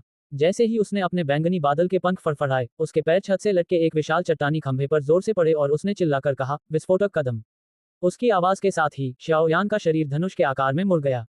चीला की आवाज के साथ शाओ यान के कपड़े उसकी त्वचा से कसकर चिपक गए और उसका शरीर कस गया और पलक झपकते ही धनुष से निकले तीर की तरह आगे बढ़ गया। उसकी गति अचानक बढ़ गई। एक्सप्लोसिव स्टेप से शक्ति उधार लेकर जियाओ यान ने भाग्यवश अपने पीछे मौजूद रहस्यमय प्राणी के घातक प्रहार से खुद को बचा लिया। साथ ही उसने उनके बीच की दूरी को थोड़ा और बढ़ा दिया। फुफकार, अपने शिकार को, जो उसके मुंह तक पहुंचने ही वाला था, बच निकलते देख उस रहस्यमयी जीव ने गुस्से में फुफकारा। उसकी विशाल पूंछ जोर से बाहर की ओर घूमी। पल भर में कठोर चट्टानी स्तंभ, जिन पर पहले अनगिनत बार गर्म लावा की चोट पड़ चुकी थी, फट पड़े। जब चट्टानी स्तंभ फटा, तो अनगिनत चट्टानें नीचे गिरने लगीं। रहस्यमयी जीव की पूंछ लगातार हिंसक रूप से घूमती रही। पूंछ के संपर्क में आने वाला कोई भी चट्टानी टुकड़ा तोप के गोले की तरह बन गया, जो तेजी से और गुस्से से भाग रही शियाओ यान की ओर बढ़ रहा था। उसके पीछे से आ रही धमाकों की गूंज ने शियाओ यान को, जो अभी अभी थोड़ा शांत हुआ था, फिर से बेचैन कर दिया। उसकी आध्यात्मिक चेतना उसके शरीर से निकलकर उसके चारों ओर कुछ मीटर के दायरे में फैल गई। फिर उसका शरीर अजीबोगरीब ढंग से मुड़ने और घूमने लगा। ची ची, नुकीले किनारों वाले कई पत्थर के टुकड़े शियाओ यान की त्वचा के पास से गुजरते हुए तेज चुभन भरी आवाज कर रहे थे। शियाओ यान लगातार इन पत्थरों के हमलों से बाल बाल बच रहा था। लेकिन जब ये टुकड़े उसके शरीर के पास से गुजरे, तो पत्थरों की तेज चोट ने उसके शरीर पर कई लाल निशान छोड़ दिए। धमाका, कुछ चट्टान के टुकड़े जो निशाने से चूक गए थे, कुछ दूर तक उड़ते हुए दूसरी कठोर लावा से जमी चट्टानों से टकरा गए। पल भर में टुकड़े फट गए, जिससे कठोर चट्टानों पर कई दरारें पड़ गईं, जो उनकी भयानक शक्ति को दर्शाती थीं। अगर शियाओ यान लापरवाही के कारण उनमें से किसी एक की चपेट में आ जाता, तो वह मौके पर ही अपनी लड़ने की क्षमता खो सकता था और लावा में गिरकर पल भर में राख हो सकता था। लावा से बनी चट्टानों पर अनगिनत दरारें देखकर शियाओ यान के माथे पर अनायास ही पसीना आ गया। अगर उसने जादुई दानव पर्वत श्रृंखला में याओ लाओ द्वारा विशेष रूप से स्थापित लकड़ी के खंभों पर अपनी चकमा देने की क्षमता का अभ्यास न किया होता, तो शायद उसे सचमुच हमेशा के लिए यहीं रहना पड़ता। ये चीज तो वाकई में दूसरे ऑब्जेक्ट्स का इस्तेमाल करके हमला करना जानती है। जाहिर है, इसकी बुद्धि कम नहीं है। धत्तेरे की, उसके मन में एक विचार कौंधा। जैसे ही जियाओ यान को लगा कि मामला बिगड़ रहा है, उसने जोर से एक और चट्टानी खंभे पर पैर पटका। उसकी गति एक बार फिर तेजी से बढ़ गई। अपनी बढ़ी हुई गति से मिली दूरी का फायदा उठाते हुए जियाओ यान ने बड़ी मुश्किल से अपना सिर घुमाया। उसकी निगाहें अपने ठीक पीछे मौजूद रहस्यमयी प्राणी पर टिकी थीं और वह ठंडी हवा में गहरी सांस लेने से खुद को रोक नहीं पाया। लावा से अचानक प्रकट हुआ ये रहस्यमय प्राणी एक जादुई दानव था, जिसका आकार सर्प जैसा था। इसका शरीर अत्यंत लंबा था। सरसरी नजर से देखने पर यह कम से कम 40 से 50 फीट लंबा प्रतीत होता था और इसका पूरा शरीर धधकते लाल रंग का था। दूर से देखने पर यह एक गोल अग्नि रत्न जैसा दिखता था। इसका पूरा शरीर हथेली के आकार के लाल रंग के शल्कों से ढका हुआ था। शियाओ यान को सबसे ज्यादा चौंकाने वाली बात यह थी कि इस दानव के 2 सिर थे, जो इसकी लंबी गर्दन से निकले हुए थे। इन दोनों भयावह सिरों में विशाल समचतुर्भुज आकार की आंखें थीं, जो क्रूरता और रक्तपिपासु हत्या की मंशा से भरी हुई थीं। ये तो बहुत अजीब बात है। आखिर यह किस तरह का जादुई जीव है? उसके मन में एक भयानक विचार कौंध गया। शियाओ यान ने देखा कि 2 सिर वाला सांप अचानक धीमा हो गया। उसकी गर्दन के पास का हिस्सा धीरे धीरे फूलने लगा। ऐसा लग रहा था जैसे वह कुछ बाहर थूकने वाला हो। इस विचित्र दृश्य को देखकर जियाओ यान के मन में बेचैनी उत्पन्न हुई। उसने तुरंत अपने पंख फड़फड़ाए और तेजी से आगे बढ़ना रोककर अपने शरीर को ऊपर की ओर उछाला। जैसे ही शियाओ यान का शरीर ऊपर की ओर उठा, उसके पीछे मौजूद 2 सिर वाले सांप ने भयावह ढंग से अपना मुंह खोल दिया। लावा और ज्वाला से बने लावा के 2 विशाल स्तंभ अचानक ज्वालामुखी विस्फोट की तरह बाहर निकले। पल भर में लावा के 2 उग्र स्तंभ तेजी से शियाओ यान की ओर बढ़े। धड़ाम, आग की लपटों का एक जोरदार हमला शाओ यान के ठीक 2 मीटर नीचे से गुजरा। उसमें मौजूद अत्यधिक गर्मी से शाओ यान की पैंट का एक हिस्सा जल गया। त्वचा से निकलने वाली जलन के कारण उसने ठंडी हवा में सांस ली। आग की लपटों में से एक भले ही चूक गई हो, लेकिन दूसरी बिजली की तरह हवा में से गुजरी, अपने पीछे गहरे लाल रंग की लपटों का निशान छोड़ते हुए और विनाशकारी शक्ति लिए हुए, मानो वह जियाओ यान से जोर से टकराने ही वाली थी। सुरंग के निकास द्वार पर कुछ दूरी पर जियाओ डिंग और किंगलिन भयभीत भावों के साथ जियाओ यान को देख रहे थे, जो ज्वाला स्तंभ में समा जाने ही वाला था। उसके पीछे अचानक उत्पन्न हुई तीव्र गर्मी ने शियाओ यान के शरीर पर पहने कपड़ों को तुरंत जलाकर राख कर दिया। उसकी पहले से थोड़ी काली त्वचा पूरी तरह लाल हो गई थी। धत तेरे की! उसके पीछे अचानक आई भीषण गर्मी ने शियाओ यान के दिमाग को इस कदर झुलसा दिया कि वह चक्कर खाने लगा। उसने अपने पंख पूरी ताकत से फड़फड़ाए और पीछे मुड़कर देखा। वह ये देखकर दंग रह गया कि विशाल लावा स्तंभ ने उसके आसपास के कुछ मीटर के क्षेत्र को पूरी तरह से घेर लिया था। इतने कम समय में उस क्षेत्र से निकलना असंभव था जिसे ज्वाला स्तंभ ने घेर रखा था। गुरुजी, अगर आपने कुछ नहीं किया तो मैं सचमुच मर जाऊंगा। उसके पास हुए विनाशकारी हमले से शियाओ यान की आंखें सुई के छेद जितनी छोटी हो गईं। अपनी पूरी ताकत लगाने के बावजूद बच निकलने में नाकाम रहने पर वह मन ही मन जोर से दहाड़ उठा। हा, क्या आखिरकार तुम्हारी सहनशक्ति खत्म हो गई? शियाओ यान के दिल से एक पुरानी चिढ़ाने वाली हंसी गूंजी। जैसे ही पुरानी हंसी की आवाज सुनाई दी, अचानक शियाओ यान की पीठ पर मौजूद बैंगनी बादल के पंखों में एक अजीब सी ऊर्जा भर गई। एक धीमी, दबी हुई आवाज के बाद बैंगनी बादल के पंखों पर कुछ बैंगनी रंग की रेखाएं हल्की हल्की उभर आईं। चीला की आवाज के साथ पंख फड़फड़ाए और शियाओ यान का शरीर हवा के प्रतिरोध को पार करते हुए आगे बढ़ गया। जैसे कोई छोटी मछली झील में तैर रही हो, वैसे ही वह बिजली की तरह तेज गति से ज्वाला स्तंभ से घिरी सीमा से बाहर निकल गया। लावा की विशाल ज्वाला का हमला चूक गया और लावा की झील में जा गिरा। तुरंत ही एक जोरदार धमाका हुआ और पूरा इलाका हिलने लगा। जब विशाल मैग्मा ज्वाला स्तंभ मैग्मा झील में प्रवेश किया तो इसने एक प्रकार का उत्प्रेरक कार्य किया। अनगिनत विशाल मैग्मा स्तंभ शांत झील की सतह से बार बार निकलते हुए दिखाई दिए, साथ ही कई दबी हुई धमाकेदार आवाजें भी गूंज उठीं। ये बेहद भयावह दृश्य कुछ हद तक नरक की आग की याद दिलाता था। सुरंग के अंदर खड़े होकर जियाओ डिंग और किंगलिन ने लावा की उस दुनिया को देखा जो अचानक बेहद उग्र हो गई थी। सदमे में आकर उन्होंने अनजाने में ही अपनी लार निगल ली। इस विशाल प्राकृतिक आपदा के सामने मनुष्य की शक्ति अत्यंत छोटी प्रतीत हो रही थी। इसमें कोई आश्चर्य नहीं कि स्वर्गीय ज्वाला इतनी दुर्लभ और मुश्किल से मिलने वाली है। इस जगह से, जिसे पूर्ण मृत्यु का स्थान कहा जा सकता है, स्वर्गीय ज्वाला प्राप्त करना स्वर्ग तक पहुंचने जितना ही कठिन है, जियाओ डिंग ने बुदबुदाते हुए कहा। धमाका! ठीक उसी समय जब दोनों लोग अचंभित होकर देख रहे थे, अचानक लावा झील से लावा का एक स्तंभ आकाश में उठा और सुरंग से कुछ दूरी पर आकर गिरा। गर्म लावा चारों दिशाओं में छिटक कर बरसने लगा। लावा के छिड़काव को देखकर जियाओ डिंग ने जल्दी से किंगलिन को खींचा और कुछ दूरी तक पीछे हट गया, जिसके बाद वे लावा की गर्म बूंदों से बचने में कामयाब रहे। शियाओ यानजी कैसा है? वह कहाँ है? सुरंग में खड़े होकर शियाओ डिंग ने बेहद चिंतित स्वर में कहा, जैसे ही विस्फोटित लावा ने उसकी दृष्टि पूरी तरह से अवरुद्ध कर दी। उसके बगल में किंगलिन का छोटा सा चेहरा भी पीला पड़ गया था। उसकी पूरी तरह से असहाय मुद्रा बेहद डरपोक और चिंतित लग रही थी। जब वे दोनों पागलपन की हद तक चिंतित थे, तभी अचानक एक मानव आकृति मैग्मा झील से निकली और लापरवाही से मैग्मा के स्तंभों में जा घुसी। मानव आकृति को अनगिनत लावा स्तंभों को चीरते हुए रास्ता बनाते देख जियाओ डिंग को खुशी के साथ साथ थोड़ा आश्चर्य भी हुआ। क्या उसका भाई सचमुच लावा के उच्च तापमान को सहन कर सकता है? क्या ये थोड़ा डरावना नहीं है? अंतिम लावा स्तंभ को पार करने के बाद बैंगनी रंग की ऊर्जा से पूरी तरह ढका हुआ वह मानव आकृति अंततः सुरंग में घुस गया। उसने दीवार को हथेली से पकड़ रखा था और हौंकते हुए भारी हवा बाहर निकाल रहा था। कर्कश स्वर में उसने कहा, धिक्कार है। वह चीज बहुत डरावनी है। उस समय तक शियाओ यान के कपड़े बुरी तरह जलकर धारीदार हो चुके थे। उसकी त्वचा भी पूरी तरह लाल हो गई थी। उसके काले बाल भी थोड़े भूरे हो गए थे। संक्षेप में, ची द्वारा संरक्षित बाल शक्तिशाली होते हैं। क्या तुम ठीक हो? शियाओ यान को बार बार हौंकते हुए देखकर शियाओ डिंग ने राहत की सांस ली और जल्दी से पूछा। शियाओ यान ने कड़वी मुस्कान के साथ सिर हिलाया। सुरंग की दीवार से पीठ टिकाकर वह धीरे से बैठ गया। उसकी निगाहें झील पर टिकी थीं। शायद अपने लक्ष्य से भटक जाने के कारण दो सिर वाला सांप लावा की सतह पर धीरे धीरे तैर रहा था। उसकी चार विशाल भूरी आंखें अपने आसपास का जायजा लेती रहीं। लावा से भरी हवा के आवरण के कारण उसकी खोज व्यर्थ थी। वह केवल गुस्से से फुफकार सकता था। उसकी विशाल पूंछ बेतहाशा हिल रही थी, जिससे लावा झील बार बार उबल रही थी और उफान मार रही थी। संपर्क सेवा की शर्तें आकाश में युद्ध। सी 195 अध्याय 195 दो सिर वाला ज्वाला आत्मा सर्प। अब हम क्या करें? इस प्राणी की पहरेदारी में आपके पास अंदर जाने का कोई मौका नहीं है। शियाओ यान के बगल में बैठे शियाओ डिंग ने कड़वी मुस्कान के साथ पूछा। शियाओ यान ने धीरे से आह भरी। उसने एक ऊर्जा पुनर्प्राप्ति गोली अपने मुंह में डाली।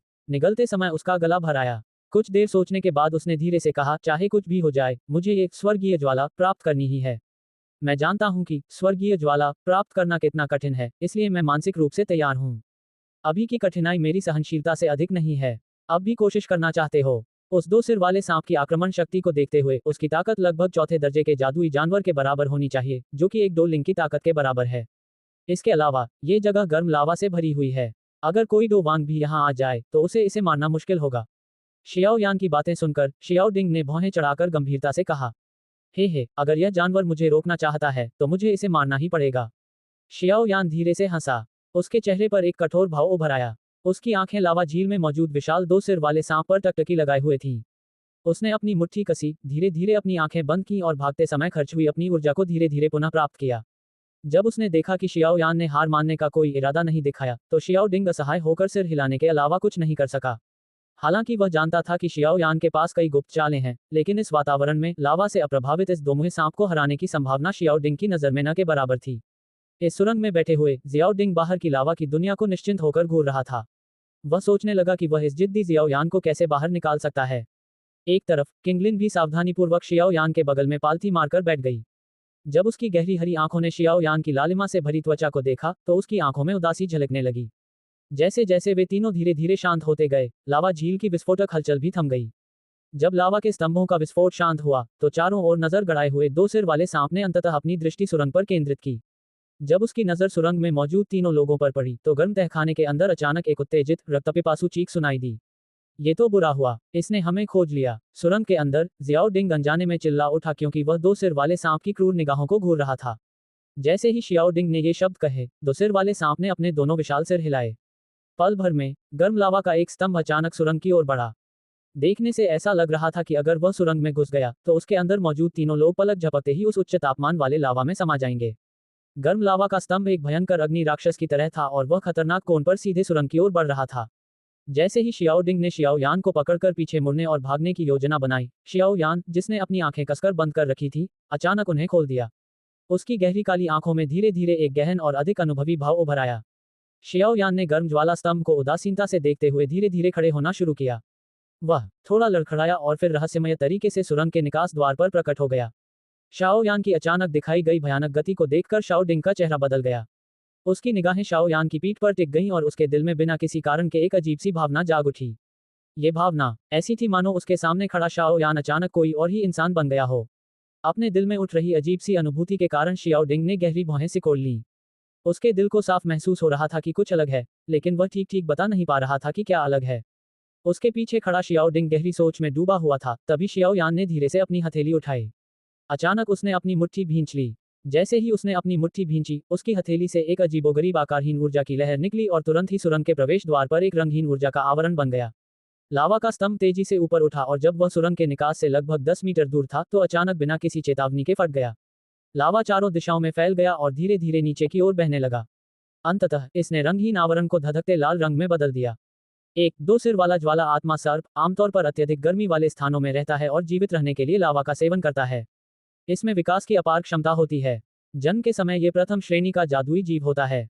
यदि यह भाग्यशाली रहा तो ये छठे श्रेणी के जादुई जीव में विकसित हो सकता है, जो एक देहुआन के बराबर होता है। छी छी, वाकई अजीब प्राणी है। लगता है इस जगह में वाकई स्वर्गीय ज्वाला के अंश हैं।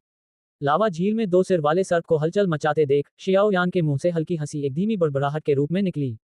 फुफकार, अपना हमला नाकाम होते देख ज्वाला आत्मा सर्प की आंखें पहले से कहीं अधिक उत्तेजित हो गईं। उसने अपनी विशाल पूंछ को घुमाते हुए सुरंग के निकास द्वार पर खड़ी शियाओ यान की ओर जोरदार प्रहार किया। शाओ यान की पीठ पर मौजूद बैंगनी बादल के पंख फड़फड़ाए और वह अचानक तेजी से आगे बढ़ा, जिससे उसने ज्वाला आत्मा सर्प के हमले को आसानी से चकमा दे दिया। धमाका, विशाल पूंछ अपने विशाल साय के साथ चट्टान की दीवार से जोर से टकराए। पल भर में एक तेज दबी हुई आवाज गूंजी और चट्टान की दीवार पर असंख्य बड़ी दरारें दिखाई दी जो मकड़ी के जाले की तरह फैलती चली गईं। ये दरारें 10 मीटर से भी अधिक दूर तक फैलीं और फिर धीरे धीरे रुक गईं। हवा में तैरते हुए जियाओ यान ने धीरे धीरे अपनी पीठ पर रखे भारी जुबान रूलर के मूठ को पकड़ा। उसने अचानक उसे खींचा और हवा में कदम रखा। अचानक उसका शरीर ज्वाला आत्मा सर्प के सिर के ऊपर प्रकट हो गया। इतनी कम दूरी पर लावा की ज्वाला के संपर्क में आने से अगर याओ लाओ ने उसके शरीर को नियंत्रित न किया होता तो जियाओ यान उत्सर्जित उच्च तापमान के कारण तुरंत बेहोश हो जाता। शाओ यान के हाथ में भारी रूलर से एक भयंकर विस्फोट की आवाज निकली। रूलर के शरीर पर उग्र बैंगनी रंग की ऊर्जा हवा में लहराती हुई एक विशाल बैंगनी चाप बना रही थी जो देखने में बेहद खूबसूरत लग रही थी। धड़ाम, भारी रूलर बिजली की तरह कड़क उठा और ज्वाला आत्मा सर्प को प्रतिक्रिया करने का मौका भी नहीं दिया। भारी ब्लेड जोर से सर्प के सिर पर जा लगा। पल भर में उसकी कठोर धधकती लाल खाल फट गई। खालों के बीच से चमकीले लाल खून की धारें निकलीं और लावा में रिसकर गायब हो गईं। फुफकार, फुफकार। सिर पर इतना जोरदार प्रहार सहते हुए ज्वाला आत्मा सर्प ने तीखी फुफकार की लहरें छोड़ीं। उसकी विशाल पूंछ उसके सिर के ऊपर बेतहाशा हिल रही थी। इन हिंसक क्रियाओं के बीच शियाओ यान का शरीर तूफान में फंसी एक छोटी नाव की तरह था। हालांकि वह एक खतरनाक स्थिति में दिख रहा था, फिर भी वह सांप के साथ चलते हुए जीवन और मृत्यु के बीच संतुलन बनाए रखने में कामयाब रहा। लावा के भीतर जोर शोर से छटपटा रहा ज्वाला आत्मा सर्प अचानक अपने दो विशाल सिर ऊपर उठा लिए। उसके समचतुर्भुज आकार और विशाल आंखों में एक क्रूर रक्त पिपासा झलक रही थी और वह शियाओ यान को घूर रहा था, जो हवा में बार बार हर वार से बच रही थी। उसने अचानक अपना सिर घुमाया और उसके शरीर से एक गहरे लाल रंग की ज्वाला धीरे धीरे उठी। जैसे जैसे ज्वाला ऊपर उठती गई, वह पल भर में उस छोटे से स्थान में फैलने लगी। गहरे लाल रंग की लौ धीरे धीरे हवा में घूम रही थी, जिसके केंद्र में शियाओ यान थी। एक ही स्थान पर खड़े होकर जियाओ यान ने अपने चारों ओर फैली विशाल ज्वाला को देखते हुए भौहें सिकोड़ी। इस ज्वाला का तापमान उस समय नीलम पंख वाले शेर की बैंगनी ज्वाला से कुछ ही कम था। गहरे लाल, कुछ हद तक रक्त जैसे रंग की इस ज्वाला के चारों ओर मौजूद विशेष वातावरण के कारण इसका तापमान धीरे धीरे बैंगनी ज्वाला के तापमान से अधिक होने की ओर बढ़ रहा था। यह अपनी असली ताकत का इस्तेमाल कर रहा है। चारों ओर बढ़ती हुई गर्म लपटों को महसूस करते हुए शाओ यान ने धीरे से मुस्कुराते हुए कहा, छोटे बच्चे, इसे कुछ समय के लिए मुझ पर छोड़ दो। मैं इसे संभाल लूंगी। सुरंग के अंदर, जिसका एक हिस्सा टूटा हुआ प्रतीत हो रहा था, जियाओ डिंग और किंगलिन ने उस असीम रक्तक ज्वाला को देखकर स्तब्ध रह गए जो पूरी कब्र में फैली हुई थी। उन्होंने अनजाने में ठंडी हवा का एक घूंट लिया। इस स्तर की लड़ाई सचमुच भयावह थी। धमाका, पलक झपकते ही असीम काली लाल लौ अचानक तेजी से घूमने लगी। विशाल तहखाने में एक तीव्र झंझनाहट की आवाज गूंज उठी। घूर्णन की तीव्रता बढ़ने के साथ ही आसपास की ज्वाला अचानक कांप उठी। ज्वाला की ऊर्जा से पुनर्तः एकत्रित 10 से अधिक दो सिर वाले ज्वाला आत्मा सर्प अचानक ज्वाला से बाहर आ गए। 10 दो सिर वाले ज्वाला आत्मा सर्पों का आकार वास्तविक सर्प के आकार से बहुत छोटा नहीं था। दर्जनों विशालकाय क्रूर आंखें बीच में चुपचाप खड़े शियाओ यान को टकटकी लगाए देख रही थीं। शियाओ यान के चारों ओर एक क्षण तक चक्कर लगाने के बाद वे अचानक एक साथ चिल्लाए। तीखी ध्वनि तरंग तहखाने में गूंज उठी और कान फाड़ देने वाली थी। ध्वनि तरंग के अनुसरण में गर्म ज्वाला से पुनर्तः निर्मित 10 से अधिक दो सिर वाले ज्वाला आत्मा सर्पों ने अचानक ज्वाला का एक रूप धारण कर लिया। इसके बाद उन्होंने इतनी अधिक ऊष्मा उत्पन्न की कि हवा भाप बनकर उड़ने लगी और वे चारों दिशाओं से शियाओ यान की ओर दौड़े। लगभग 10 फीट लंबे 10 से अधिक विशालकाय जीव तहखाने के अंदर नाचते और हमला करते रहे। उनका बनाया दृश्य बेहद शानदार था। स्वाभाविक रूप से इस शानदार दृश्य के पीछे एक ऐसा खतरा छिपा था जो किसी भी व्यक्ति की जान लेने के लिए काफी था। चारों दिशाओं से आ रहे दो सिर वाले ज्वाला आत्मा सर्पों को देखते हुए शियाओ यान के चेहरे पर हल्की सी मुस्कान आ गई। उसने धीरे धीरे अपनी आंखें बंद कर लीं। धमाका, धरती को हिला देने वाले एक भीषण विस्फोट की आवाज के साथ 10 से अधिक दो सिर वाले ज्वाला आत्मा सर्प एक साथ मध्य में एक दूसरे के संपर्क में आए। संपर्क में आते ही वे अचानक फट गए। भयंकर ऊर्जा विस्फोट एक ऊर्जा तरंग में बदल गया और बाहर की ओर फैलने लगा, जिससे लावा झील, जो अभी थोड़ी शांत हुई थी, फिर से जोर से हिल उठी। सुरंग के भीतर जियाओ डिंग अपने सामने लावा जगत के विनाश के दृश्य को उदास भाव से देख रहा था। उसके चेहरे पर अनायास ही पीलापन छा गया। इस तरह के भयावह हमले के सामने, जो रॉक डेजर्ट सिटी के आधे हिस्से को नष्ट कर सकता था, उसके लिए ये कल्पना करना मुश्किल था कि जियाओ यान इसे झेल पाएगी। उसने कभी भी डो वांग स्तर के किसी व्यक्ति की ताकत नहीं देखी थी, लेकिन उसे ये भी नहीं लगता था कि कोई डो वांग भी इस तरह के हमले का सामना करने की हिम्मत करेगा। ये आदमी आखिर कर क्या रहा है? थोड़ी गर्म चट्टान की दीवार पर टेक लगाकर जियाओ डिंग हताश चेहरे के साथ जमीन पर बैठ गया। कंपनी के नेता, युवा स्वामी, अभी भी जीवित हैं। जियाओ डिंग का दिमाग अभी पूरी तरह से सुन्न ही था कि अचानक उसके कानों में किंगलिन की हैरानी भरी चीख सुनाई दी। ये सुनकर जियाओ डिंग ने अचानक अपना सिर उठाया। उसकी निगाहें असीम ज्वालाओं पर पड़ी और उसने पाया कि जिस स्थान पर ऊर्जा फैल रही थी, वहां एक युवक की आकृति धुंधली सी दिखाई दी। संपर्क सेवा की आकाश में युद्ध सी 196 अध्याय 196 याओ लाओ द्वारा कार्रवाई। विशाल लावा से बनी गुफा जैसी दुनिया में एक गहरी लाल ज्वाला हवा में फैल रही थी। हवा में जहरीली वाष्प फैली हुई थी। यह एक ऐसी दुनिया थी जहां एक साधारण मनुष्य इसके जरा से भी संपर्क में आते ही मर जाता था। जिस स्थान पर गहरे लाल रंग की ज्वाला मंडरा रही थी, वहां धीरे धीरे एक युवक की आकृति प्रकट हुई। जैसे ही वह आकृति प्रकट हुई, उसके चारों ओर फैली लाल रंग की ज्वाला भी अचानक उसके शरीर की ओर बढ़ने लगी। उस क्षण युवक का शरीर एक ब्लैक होल जैसा बन गया था। चारों ओर फैली लाल रंग की ज्वाला बेतहाशा उसके शरीर में समा गई, जिसके परिणामस्वरूप तहखाने की हवा में एक विशाल ज्वाला का बवंडर बन गया। बवंडर के केंद्र में युवक का शरीर था। इस अतृप्त उपभोग के बाद आसपास फैली लाल रंग की लौ धीरे धीरे मंद होती गई। अंत में वह लौ पूरी तरह से शियाओ यान के शरीर में समा गई। जब लौ की अंतिम लकीर धीरे धीरे गायब हो गई, तो बीच में मौजूद मानव आकृति अंततः प्रकट हुई। शियाओ यान हवा में उदासीन भाव से खड़ा था। उसके शरीर की सतह पर घनी सफेद ज्वाला की एक पतली परत चिपकी हुई थी और गहरे लाल रंग की ज्वालाएं पूरी तरह से इन सफेद ज्वालाओं में समा गई थीं। बुरा नहीं है, इतने स्वादिष्ट व्यंजन का स्वाद चखे हुए मुझे बहुत समय हो गया है। शाओ यान ने मुस्कुराते हुए अपनी आलसी पीठ को सीधा किया और अपने नीचे मौजूद 2 सिर वाले ज्वाला आत्मा सर्प से कहा। टीएल, इस संदर्भ में शाओ यान का तात्पर्य याओ लाओ द्वारा शाओ यान के शरीर पर नियंत्रण से है। फुफकार, ये देखकर कि उससे निकलने वाली ज्वाला हवा में ही मनुष्य द्वारा पूरी तरह से निगल ली गई थी, ज्वाला आत्मा सर्प की विशाल आंखों में एक अत्यंत मानवीय आघात की झलक दिखाई दी। ये खत्म हो गया। शियाओ यान मुस्कुराया और धीरे से अपना हाथ अपने नीचे मौजूद ज्वाला आत्मा सर्प की ओर बढ़ाया। फिर उसने अपनी हथेली जोर से नीचे पटक दी। शाओ यान की हथेली के वार के बाद एक निराकार, भयानक शक्ति हवा में मौजूद बाधाओं को पार करते हुए बिजली की गति से ज्वाला आत्मा सर्प के विशाल शरीर पर जोरदार प्रहार किया। पल भर में उस प्रचंड शक्ति ने ज्वाला आत्मा सर्प के कुछ धधकते लाल शल्कों को तोड़ दिया। इसके अलावा हमले की प्रबल शक्ति के कारण ज्वाला आत्मा सर्प का शरीर जोर से लावा झील में जा गिरा। फुफकार, फुफकार, फुफकार। अचानक तीव्र दर्द के कारण ज्वाला आत्मा सर्प ने अपना सिर उठाया और एक तीखी फुफकार निकाली। उसकी विशाल आंखें एक बार फिर खून की तरह लाल हो गई थीं और वह बार बार अपना बड़ा मुंह खोल और बंद कर रहा था। चारों दिशाओं से शाओ यान की ओर गर्म लावा के कई स्तंभ फेंके गए। नीचे से निकलते अनगिनत लावा स्तंभों को देखते हुए शाओ यान ने अपनी भौहें सिकुड़ी। उसके शरीर पर जलती मोटी सफेद ज्वाला और भी घनी हो गई। उसकी पीठ पर लगे पंख फड़फड़ाए और वह सीधे एक लावा स्तंभ की ओर बढ़ गया। छी, छी, शाओ यान के शरीर पर बचने का जरा सा भी संकेत नहीं दिखा। उसने पूरी बेपरवाही से सीधे नीचे की ओर आक्रमण किया। हालांकि उसके शरीर का कोई भी हिस्सा जो लावा के स्तंभ के संपर्क में आता, वह लावा पल भर में गायब हो जाता और मोटी सफेद लौ और भी तेज होती चली जाती। सुरंग के अंदर जियाओ डिंग और किंग लिन शक्तिशाली जियाओ यान को घूरते रहे। वे स्तब्ध रह गए और सुन्न पड़ गए, बस वहीं खड़े होकर एकल प्रदर्शन को निसंकोच देखते रहे। बिजली की गति से शाओ यान लावा के स्तंभों को चीरते हुए ज्वाला आत्मा सर्प के ऊपर प्रकट हुई। मोटी सफेद ज्वाला से ढकी भारी रूलर ने बार बार उसके विशाल शरीर पर जोरदार प्रहार किया। हर बार जब भारी रूलर नीचे की ओर घुमाई जाती तो ज्वाला आत्मा सर्प के वे धधकते लाल शल्क जो लावा के उच्च तापमान को सहन कर सकते थे, टूटकर बिखर जाते। अपने सभी हमलों के बेअसर होने पर ज्वाला आत्मा सर्प केवल अपने विशाल शरीर को मरोड़ और घुमा सकता था, क्योंकि भारी शासक शाओ यान उसे बेतरतीब ढंग से कुचल रहा था। पूरी कब्र में कुछ हद तक भयावह चीखों की लहरें गूंज उठीं। भारी रूलर बार बार घूमता और प्रहार करता रहा। अंततः ज्वाला आत्मा सर्प इस तीव्र पीड़ा को सहन नहीं कर सका। वह लावा झील में कूद गया और अपने घायल शल्कों से ढके शरीर को भी अपने साथ ले गया। ज्वाला आत्मा सर्प को पीछे हटते देख शाओ यान ने भी राहत की सांस ली। हालांकि वह उसे मार सकता था, लेकिन इसके लिए उसे एक अत्यंत शक्तिशाली दाव तकनीक का प्रयोग करना पड़ता।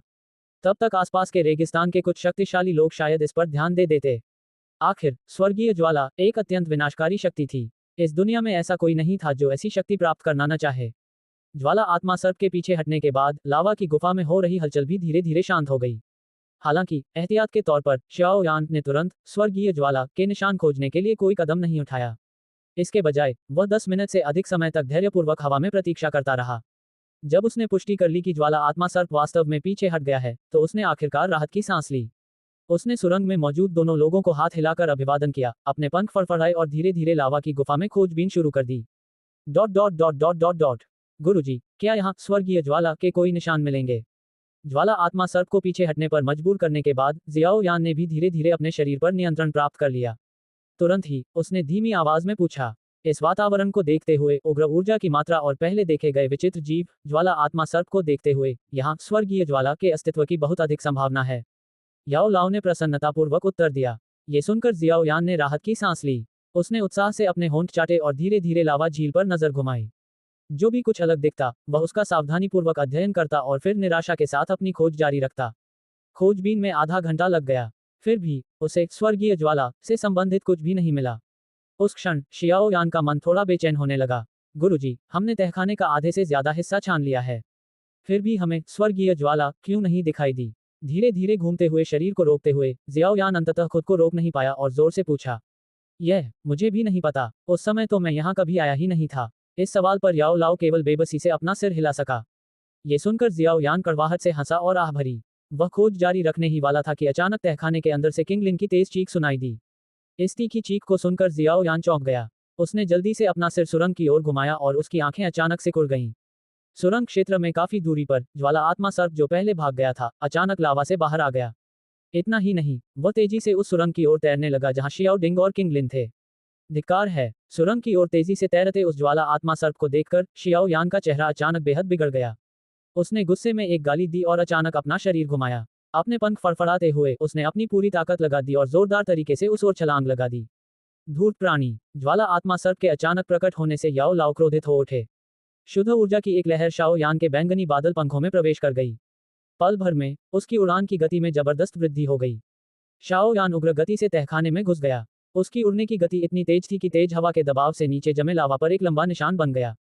शाओ यान ने पूरी ताकत लगाकर वापस लौटने की कोशिश की, लेकिन सुरंग से उसकी दूरी बहुत ज्यादा थी। इसलिए वह केवल अपनी आंखों से ज्वाला आत्मा सर्प और सुरंग के निकास द्वार के बीच की दूरी को धीरे धीरे नजदीक आते हुए देख पा रहा था। विशालकाय 2 सिर वाले ज्वाला आत्मा सर्प ने अपना भयानक विशाल मुंह खोलते हुए एक आवाज निकाली और धीरे धीरे सुरंग के बाहर प्रकट हुआ। उसकी दोनों आंखों में रक्त पिपासा भरी हुई थी और वह सुरंग में मौजूद किंगलिन और श्याओ डिंग को बेरहमी से घूर रहा था। जाओ किंगलिन, ज्वाला आत्मा सर्प को प्रकट होते देख श्याओ डिंग ने सबसे पहले खुद को संभाला। उसने किंगलिन को पकड़ा और तुरंत तेजी से पीछे हट गया। दोनों को भागते देख ज्वाला आत्मा सर्प की विशाल आंखों में तिरस्कार भरी मुस्कान झलक उठी। अपना विशाल मुंह खोलकर उसने अचानक अपना सिर पीछे खींच लिया। अचानक एक भयानक खिंचाव बल प्रकट हुआ। पल भर में श्याओ डिंग और किंगलिन पीछे की ओर गिर पड़े और इस खिंचाव बल द्वारा धीरे धीरे ज्वाला आत्मा सर्प की ओर खींचे चले गए। जब खिंचाव बल अपने चरम पर पहुंचा तो ज्वाला आत्मा सर्प ने अपना मुंह और चौड़ा कर लिया। एक भयानक धक्का बल विस्फोटक रूप से बाहर की ओर बढ़ा, जिससे श्याओ डिंग और किंगलिन दीवार पर बुरी तरह जा टकराए। पूछी दीवार पर जोर से टकराते हुए जियाओ डिंग ने खून से लथपथ मुंह से उल्टी कर दी। दूसरी ओर जियाओ डिंग के सहारे गिरने से किंगलिन को ज्यादा चोट नहीं आई। हालांकि जैसे ही उसने उस भयानक सांप के सिर को पास आते देखा, उसका छोटा सा चेहरा इतना डर गया कि बिल्कुल सफेद पड़ गया। शायद किंगलिन के शरीर में मौजूद सर्पवंशी वंश के कारण ज्वाला आत्मा सर्प उसमें कुछ रुचि दिखा रहा था। उसकी निगाहें उस पर घूम गईं। अपना विशाल मुख खोलकर उसने उसे जोर से खींचा, जिससे वह हवा में उछल गई और फिर लुढ़कते हुए सुरंग की ओर गिर पड़ी। इधर मत आओ। तेजी से करीब आते विशालकाय खूंखार सांप के सिर को देखकर किंगलिन अपने पीले और सुंदर चेहरे के साथ पीछे हटती चली गई। फुफकार, ज्वाला आत्मा सर्प ने अपनी लाल रंग की जीभ बाहर निकाली और किंगलिन के छोटे से शरीर के ऊपर मंडराने लगी। जीभ की दुर्गंध से किंगलिन लगभग बेहोश हो गई। सुरंग के अंदर जियाओ डिंग ने किंगलिन को देखा, जो ज्वाला आत्मा सर्प द्वारा निगल ली जाने वाली थी। वह उसे बचाना चाहता था, लेकिन ज्वाला आत्मा सर्प के हमले के कारण वह अस्थायी रूप से हिलने डुलने की क्षमता खो बैठा था। उस समय वह केवल अपनी आंखों से देख सकता था कि ज्वाला आत्मा सर्प की जीभ धीरे धीरे किंगलिन के शरीर पर चल रही थी। उसकी सर्प जैसी जीभ ने किंगलिन के छोटे हाथ को चाटा, तभी ज्वाला आत्मा सर्प के सिरों में से एक अचानक मुड़ा और जियाओ यान को तेजी से उसकी ओर आते देखा। उसकी आंखों में क्रूरता दिखाई दी। कोमल सर्प जैसी जीभ तुरंत लोहे की तरह कठोर हो गई। तुरंत ही उसने बेरहमी से किंगलिन की छाती पर वार किया। दूर से तेजी से उड़ते हुए शियाओ यान ने ज्वाला आत्मा सर्प की हरकत देखी। उसकी आंखें अनायास ही सिकुड़ गईं। उसके चेहरे पर क्रोध और हत्या का भाव स्पष्ट दिखाई दिया। किंगलिन की गहरी हरी आंखें, जो मानो हरे जेड क्रिस्टल से तराशी गई हों, उनमें लाल सांप की जीभ लगातार फैलती जा रही थी। उसके दिल में बढ़ते आतंक के कारण किंगलिन ने अपना गला फाड़ दिया और एक तेज और तीखी चीख निकाली। इस तेज चीख के बाद उसकी गहरी हरी आंखों के बगल में गहरे हरे रंग के 3 छोटे छोटे धब्बे अचानक उभर आए। इस बार जो 3 हरे रंग के धब्बे दिखाई दिए, वे पहले की तुलना में कहीं अधिक स्पष्ट थे। अगर ध्यान से देखा जाए तो पता चलता है कि ये 3 छोटे छोटे हरे रंग के धब्बे 3 फूलों की कलियों जैसे थे। संपर्क सेवा की शर्तें आकाश में युद्ध। C197 अध्याय 197 त्रिगुणित जेड हरे रंग की सर्प पुष्प पुतलियां। चीख हवा में गूंजती रही। जैसे जैसे चीख तेज और स्पष्ट होती गई, किंगलिन की आंखों में मौजूद 3 हरे रंग के धब्बे अचानक तेज रोशनी से चमक उठे। पल भर में वे तीनों धब्बे 3 छोटे छोटे हरे रंग के फूलों में बदल गए। इन विचित्र हरे रंग के फूलों के प्रकट होने के बाद अचानक किंगलिन की आंखों से एक तीव्र चमक निकली और उसके सामने मौजूद ज्वाला आत्मा सर्प पर जा लगी। इस विचित्र चमक के संपर्क में आते ही ज्वाला आत्मा सर्प का विशाल शरीर अचानक अकड़ गया। उसकी विशाल आंखों में भय का भाव था और वह अपने सामने खड़ी छोटी लड़की को घूर रही थी। वह विचित्र चमक धीरे धीरे ज्वाला आत्मा सर्प के शरीर पर फैलती गई और अंत में दोनों सर्प सिरों के माथे के बीचों बीच आकर रुक गई। चमक के रुकने के बाद वह धीरे धीरे सिकुड़ने लगी। जैसे जैसे चमक का आकार छोटा होता गया, उससे निकलने वाली रोशनी और भी अधिक तीव्र होती गई। प्रकाश का क्षेत्र लगातार छोटा होता गया। अंत में यह हथेली के आकार का रह गया। जब प्रकाश इतना छोटा हो गया तो यह और छोटा होना बंद हो गया। प्रकाश की एक किरण निकली और ज्वाला आत्मा सर्प के दोनों सिरों पर 2 छोटे हरे रंग के फूल अंकित हो गए। फूलों के प्रकट होने के बाद चमक धीरे धीरे फीकी पड़ने लगी। कुछ ही क्षणों में छोटे छोटे फूल किंगलिन की आंखों से तेजी से गायब हो गए और उसकी आंखें पल भर में अपने मूल गहरे हरे रंग में लौट आईं। जब उसकी आंखें सामान्य हुईं तो किंगलिन का शरीर लड़खड़ाया। उसकी पलकें झुक गईं और वह जमीन पर गिर पड़ी। किंगलिन के बेहोश होने के बाद भी वह विशालकाय ज्वाला आत्मा सर्प मूर्खतापूर्ण ढंग से वहीं रुका रहा। हालांकि जब भी उसकी नजर जमीन पर पड़ी किंगलिन पर पड़ती तो उसकी क्रूरता और बर्बरता अनायास ही गायब हो जाती। उसकी जगह नम्रता आ जाती। तुम्हें धिक्कार है। जब ज्वाला आत्मा सर्प स्तब्ध था, तभी जियाओ यान हवा को चीरते हुए प्रकट हुआ। भारी जुबान शासक ने उसके विशाल शरीर पर बेरहमी से प्रहार किया। देखते ही देखते ताजा खून छलक उठा, क्योंकि उसे बुरी तरह पीटा गया था। फुफकार, एक बार फिर जोरदार प्रहार सहने के बाद ज्वाला आत्मा सर्प अंततः होश में आया। उसने अपना विशाल शरीर घुमाया और गुस्से से शियाओ यान की ओर बढ़ने लगा। हालांकि जब उसकी नजर विशालकाय भारी हुआन शासक पर पड़ी तो उसकी आंखों में भय का भाव आ गया। शियाओ यान के क्रोधित चेहरे को देखकर वह एक बार फिर लावा झील में कूद गया। धिक्कार है। भागते हुए ज्वाला आत्मा सर्प को देखकर जियाओ यान ने गुस्से में बड़बड़ाया। फिर उसने अपने पंख फड़फड़ाए और तेजी से किंग लिन के पास पहुंच गया। उसने जल्दी से उसे उठाया और उसकी नाक के नीचे उंगली रखकर राहत की सांस ली जब उसे उसकी सांस महसूस हुई। शाओ यान ने अपनी अंगीठी से चोट ठीक करने वाली दवा की गोली निकाली और उसे किंग लिन के मुंह में ठूंस दिया। फिर वह उसे उठाकर धीरे धीरे सुरंग में चला गया। जब उसने घायल शाओ डिंग को देखा तो उसने कड़वी मुस्कान के साथ उसे भी एक दवा देते हुए पूछा, कैसा है? क्या कुछ गड़बड़ है? खांसी? कुछ गंभीर नहीं है। थोड़ी देर आराम करने के बाद मैं ठीक हो जाऊंगा। जियाओ डिंग ने दवा की गोली ली और उसे निगल लिया। जियाओ डिंग ने गहरी सांस ली और कड़वी मुस्कान के साथ बोला। शाओ यान दीवार से टिककर धीरे से बैठ गया और किंग लिन को अपने सीने से लगा लिया। उसने धूल से सने अपने चेहरे को मलते हुए कहा, बहुत बुरा हुआ। मुझे स्वर्गीय ज्वाला नहीं मिली। बाद में किंग लिन को अपने साथ ले आना। मैं यहीं रुककर खोज जारी रखूंगा। चिंता मत करो, वह जानवर मुझे देखते ही भाग जाएगा। अब यहाँ ऐसा कुछ नहीं है जो मुझे नुकसान पहुंचा सके। शियाओ यान ने कुछ देर सोचने के बाद शियाओ डिंग से कहा, फिर अपना सिर झुकाया। ओह ठीक है, अगर हम यहीं रुके रहे तो हम आपके लिए बोझ ही बनेंगे। ये सुनकर जियाओ डिंग ने बेबसी से सिर हिलाया। हालांकि यहाँ का तहखाना इतना विशाल है और चारों ओर आग की लपटें हैं। आपके लिए एक स्वर्गीय ज्वाला की खोज करना आसान नहीं होगा। हाँ, वैसे भी मैं यहाँ ज्यादा देर नहीं रुक सकती, वरना अगर मेरी गतिविधियों का पता किसी ताकतवर व्यक्ति को चल गया तो मुझे डर है कि बहुत बड़ी मुसीबत हो जाएगी। जियाओ यान ने सिर हिलाया और कड़वी हंसी हंसी। ये सुनकर जियाओ डिंग ने भी सिर हिलाया और दर्द भरी हंसी हंसी। वह इस बात से भलीभांति परिचित था कि स्वर्गीय ज्वाला अन्य शक्तिशाली लोगों को कितना आकर्षित करती है। उफ, ठीक उसी समय जब शियाओ यान खुद को असहाय महसूस कर रहा था, उसकी छाती पर लेटी हुई किंग लिन धीरे धीरे जाग उठी। उसने चक्कर खा रहे अपने छोटे से सिर को हिलाया और उठाया। जब उसने शियाओ यान को उसे गले लगाते देखा तो उसका चेहरा लाल हो गया और उसने अपनी छोटी उंगलियों से अपनी कनपटी को रगड़ा। उसने अचानक धीरे से कहा, युवक, किंग लिन शायद स्वर्गीय ज्वाला का पता लगा सकती है। ओह, ये सुनकर शियाओ यान और शियाओ डिंग पहले तो अवाक रह गए। शियाओ यान ने हैरान होकर पूछा, आपको कैसे पता चला?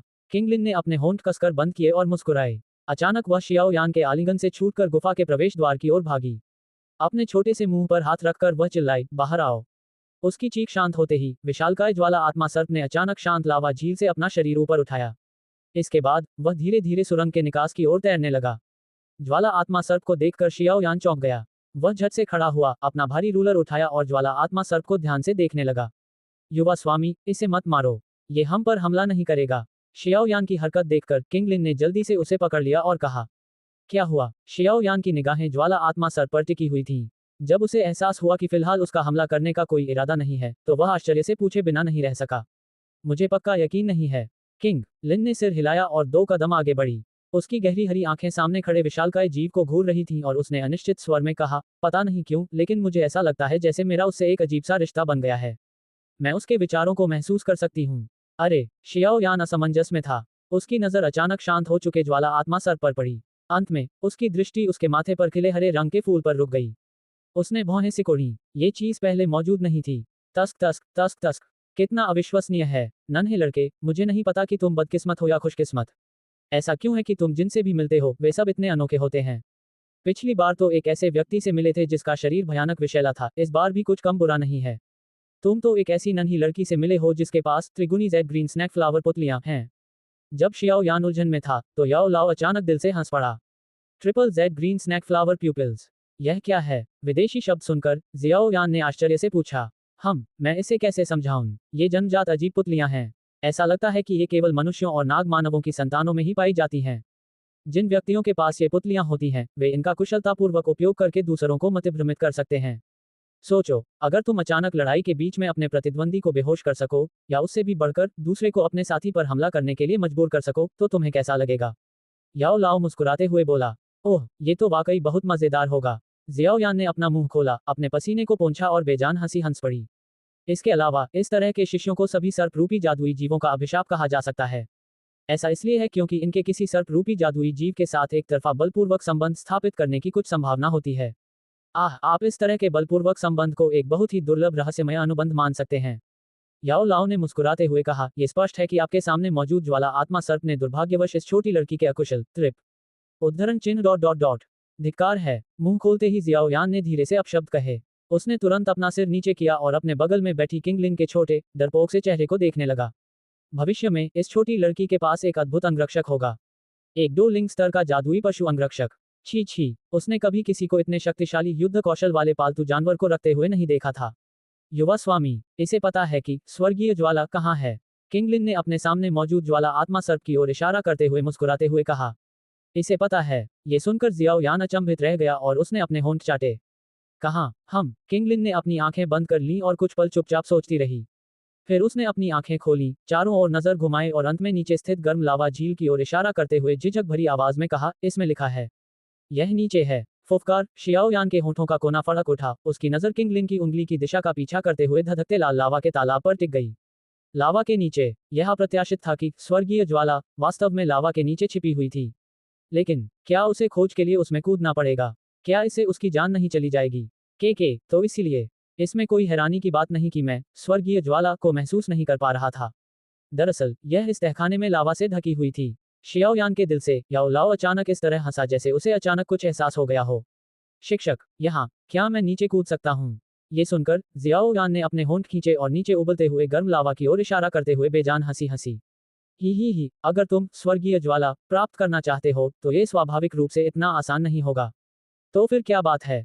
क्या तुम कूदने की हिम्मत करते हो? याओ लाओ ने बेपरवाही से हंसते हुए कहा। शाओ यान ने अपनी लारने ली। उसकी नजर धधकते लाल लावा पर पड़ी और उसका गला थोड़ा सा सिकुड़ गया। उसके चेहरे के भाव पल भर में बदल गए। किनारे खड़ी किंगलिन शाओ यान के तेजी से बदलते भावों को देख रही थी और वह भी बेहद अनिश्चित थी। ज्वाला आत्मा सर्प द्वारा दी गई जानकारी पर वह विश्वास करने की हिम्मत नहीं कर पा रही थी। अगर कूदने के बाद शाओ यान को कुछ हो जाता तो शायद सारा दोष उसी का होता। काफी देर तक चुप रहने के बाद जियाओ यान ने आखिरकार धीरे से सांस छोड़ी। उसने अपना सिर किंगलिन की ओर झुकाया और फुसफुसाते हुए कहा, इसे नीचे रास्ता दिखाने दो। शियाओ यान की ये बात सुनकर किंगलिन का छोटा सा शरीर तुरंत कांप उठा। वह केवल अपनी आंखें बंद करके ज्वाला आत्मा सर्प को आदेश दे सकी। आदेश मिलते ही ज्वाला आत्मा सर्प की विशाल आंखों में अनिच्छा झलक उठी। हालांकि उस प्रबल बंधन के कारण वह शियाओ यान की ओर फुफकारते हुए लावा में गोता लगाने के अलावा और कुछ नहीं कर सका। फिर उसने अपना विशाल सिर उठाया और स्थिर खड़े शियाओ यान को उपहास और चुनौती भरे भावों से देखा। कूदते हुए ज्वाला आत्मा सर्प को घूरते हुए शियाओ यान ने कुछ लंबी सांसें छोड़ी। उसकी छाती ऊपर नीचे हो रही थी। एक पल बाद उसने अचानक अपनी आंखें बंद कर लीं और किंगलिन और शियाओ डिंग दोनों की हैरान निगाहों के सामने सिर के बल गर्म लावा में कूद गया। शाओ यान को लावा में छलांग लगाते देख शाओ डिंग और किंगलिन के दिल अचानक बेहद चिंतित हो गए। उनकी निगाहें तेजी से गिरती हुई आकृति पर टिकी रहीं। तेज और गर्म हवा शाओ यान के कान के पास से गुजरी। उसके सीने में दिल तेजी से धड़क रहा था, जिससे धीमी धीमी आवाजें निकल रही थीं, मानो वह उसके कान के बिल्कुल पास ही हो।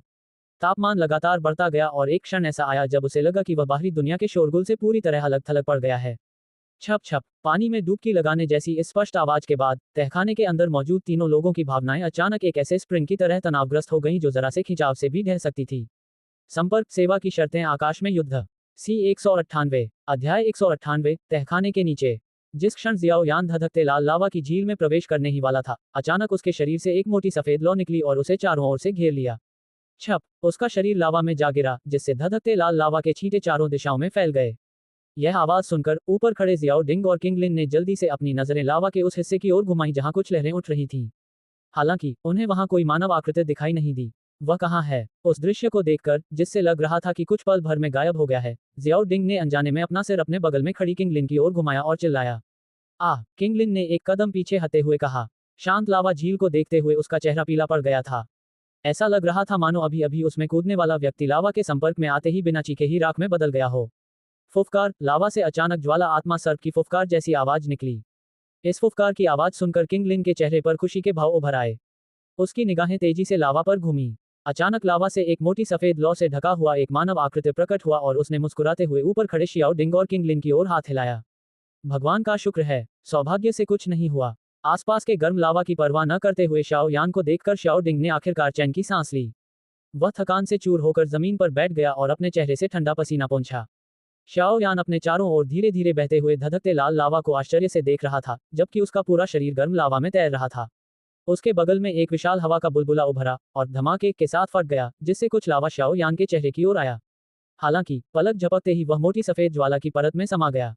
उसके शरीर पर मोटी सफेद लौ की परत छाई हुई थी, जिससे बाहर का तापमान मानो अलग हो गया था। उसके शरीर पर गर्मी की जगह एक बर्फीली सी ठंडक महसूस हो रही थी। शाओ यान ने अपने हाथ में धधकती लाल लावा उठाए और उसे अपनी उंगलियों के बीच से बहने दिया। वह आश्चर्य से होंठ भींचने लगा। लावा के इतने करीब होने से उसका दिल कांप रहा था। अगर उसे घेरे हुए आग अचानक गायब हो गई तो उसका अंत। एक कड़ाही में कूदते और सिकुड़ते हुए टिड्डे की छवि के बारे में सोचते ही शियाओ यान को ठंडक महसूस हुई और वह बुरी तरह कांप उठा। उसका चेहरा भी थोड़ा पीला पड़ गया था। टीएल, यह एक चीनी व्यंजन है जिसमें जीवित टिड्डों को ग्रिल किया जाता है। छोटे बच्चे, जल्दी करो। हालांकि मैं अस्थि कंपा देने वाली ज्वाला को नियंत्रित करके तुम्हें अस्थायी रूप से बचा सकता हूं, लेकिन इसमें मेरी बहुत सारी आध्यात्मिक शक्ति खर्च होती है। एक बार जब मेरी आध्यात्मिक शक्ति इसे बनाए रखने के लिए आवश्यक शक्ति समाप्त हो जाएगी, तो लावा तुम्हें निगलने से पहले ही अस्थि कंपा देने वाली ज्वाला से जलकर राख हो जाओगे।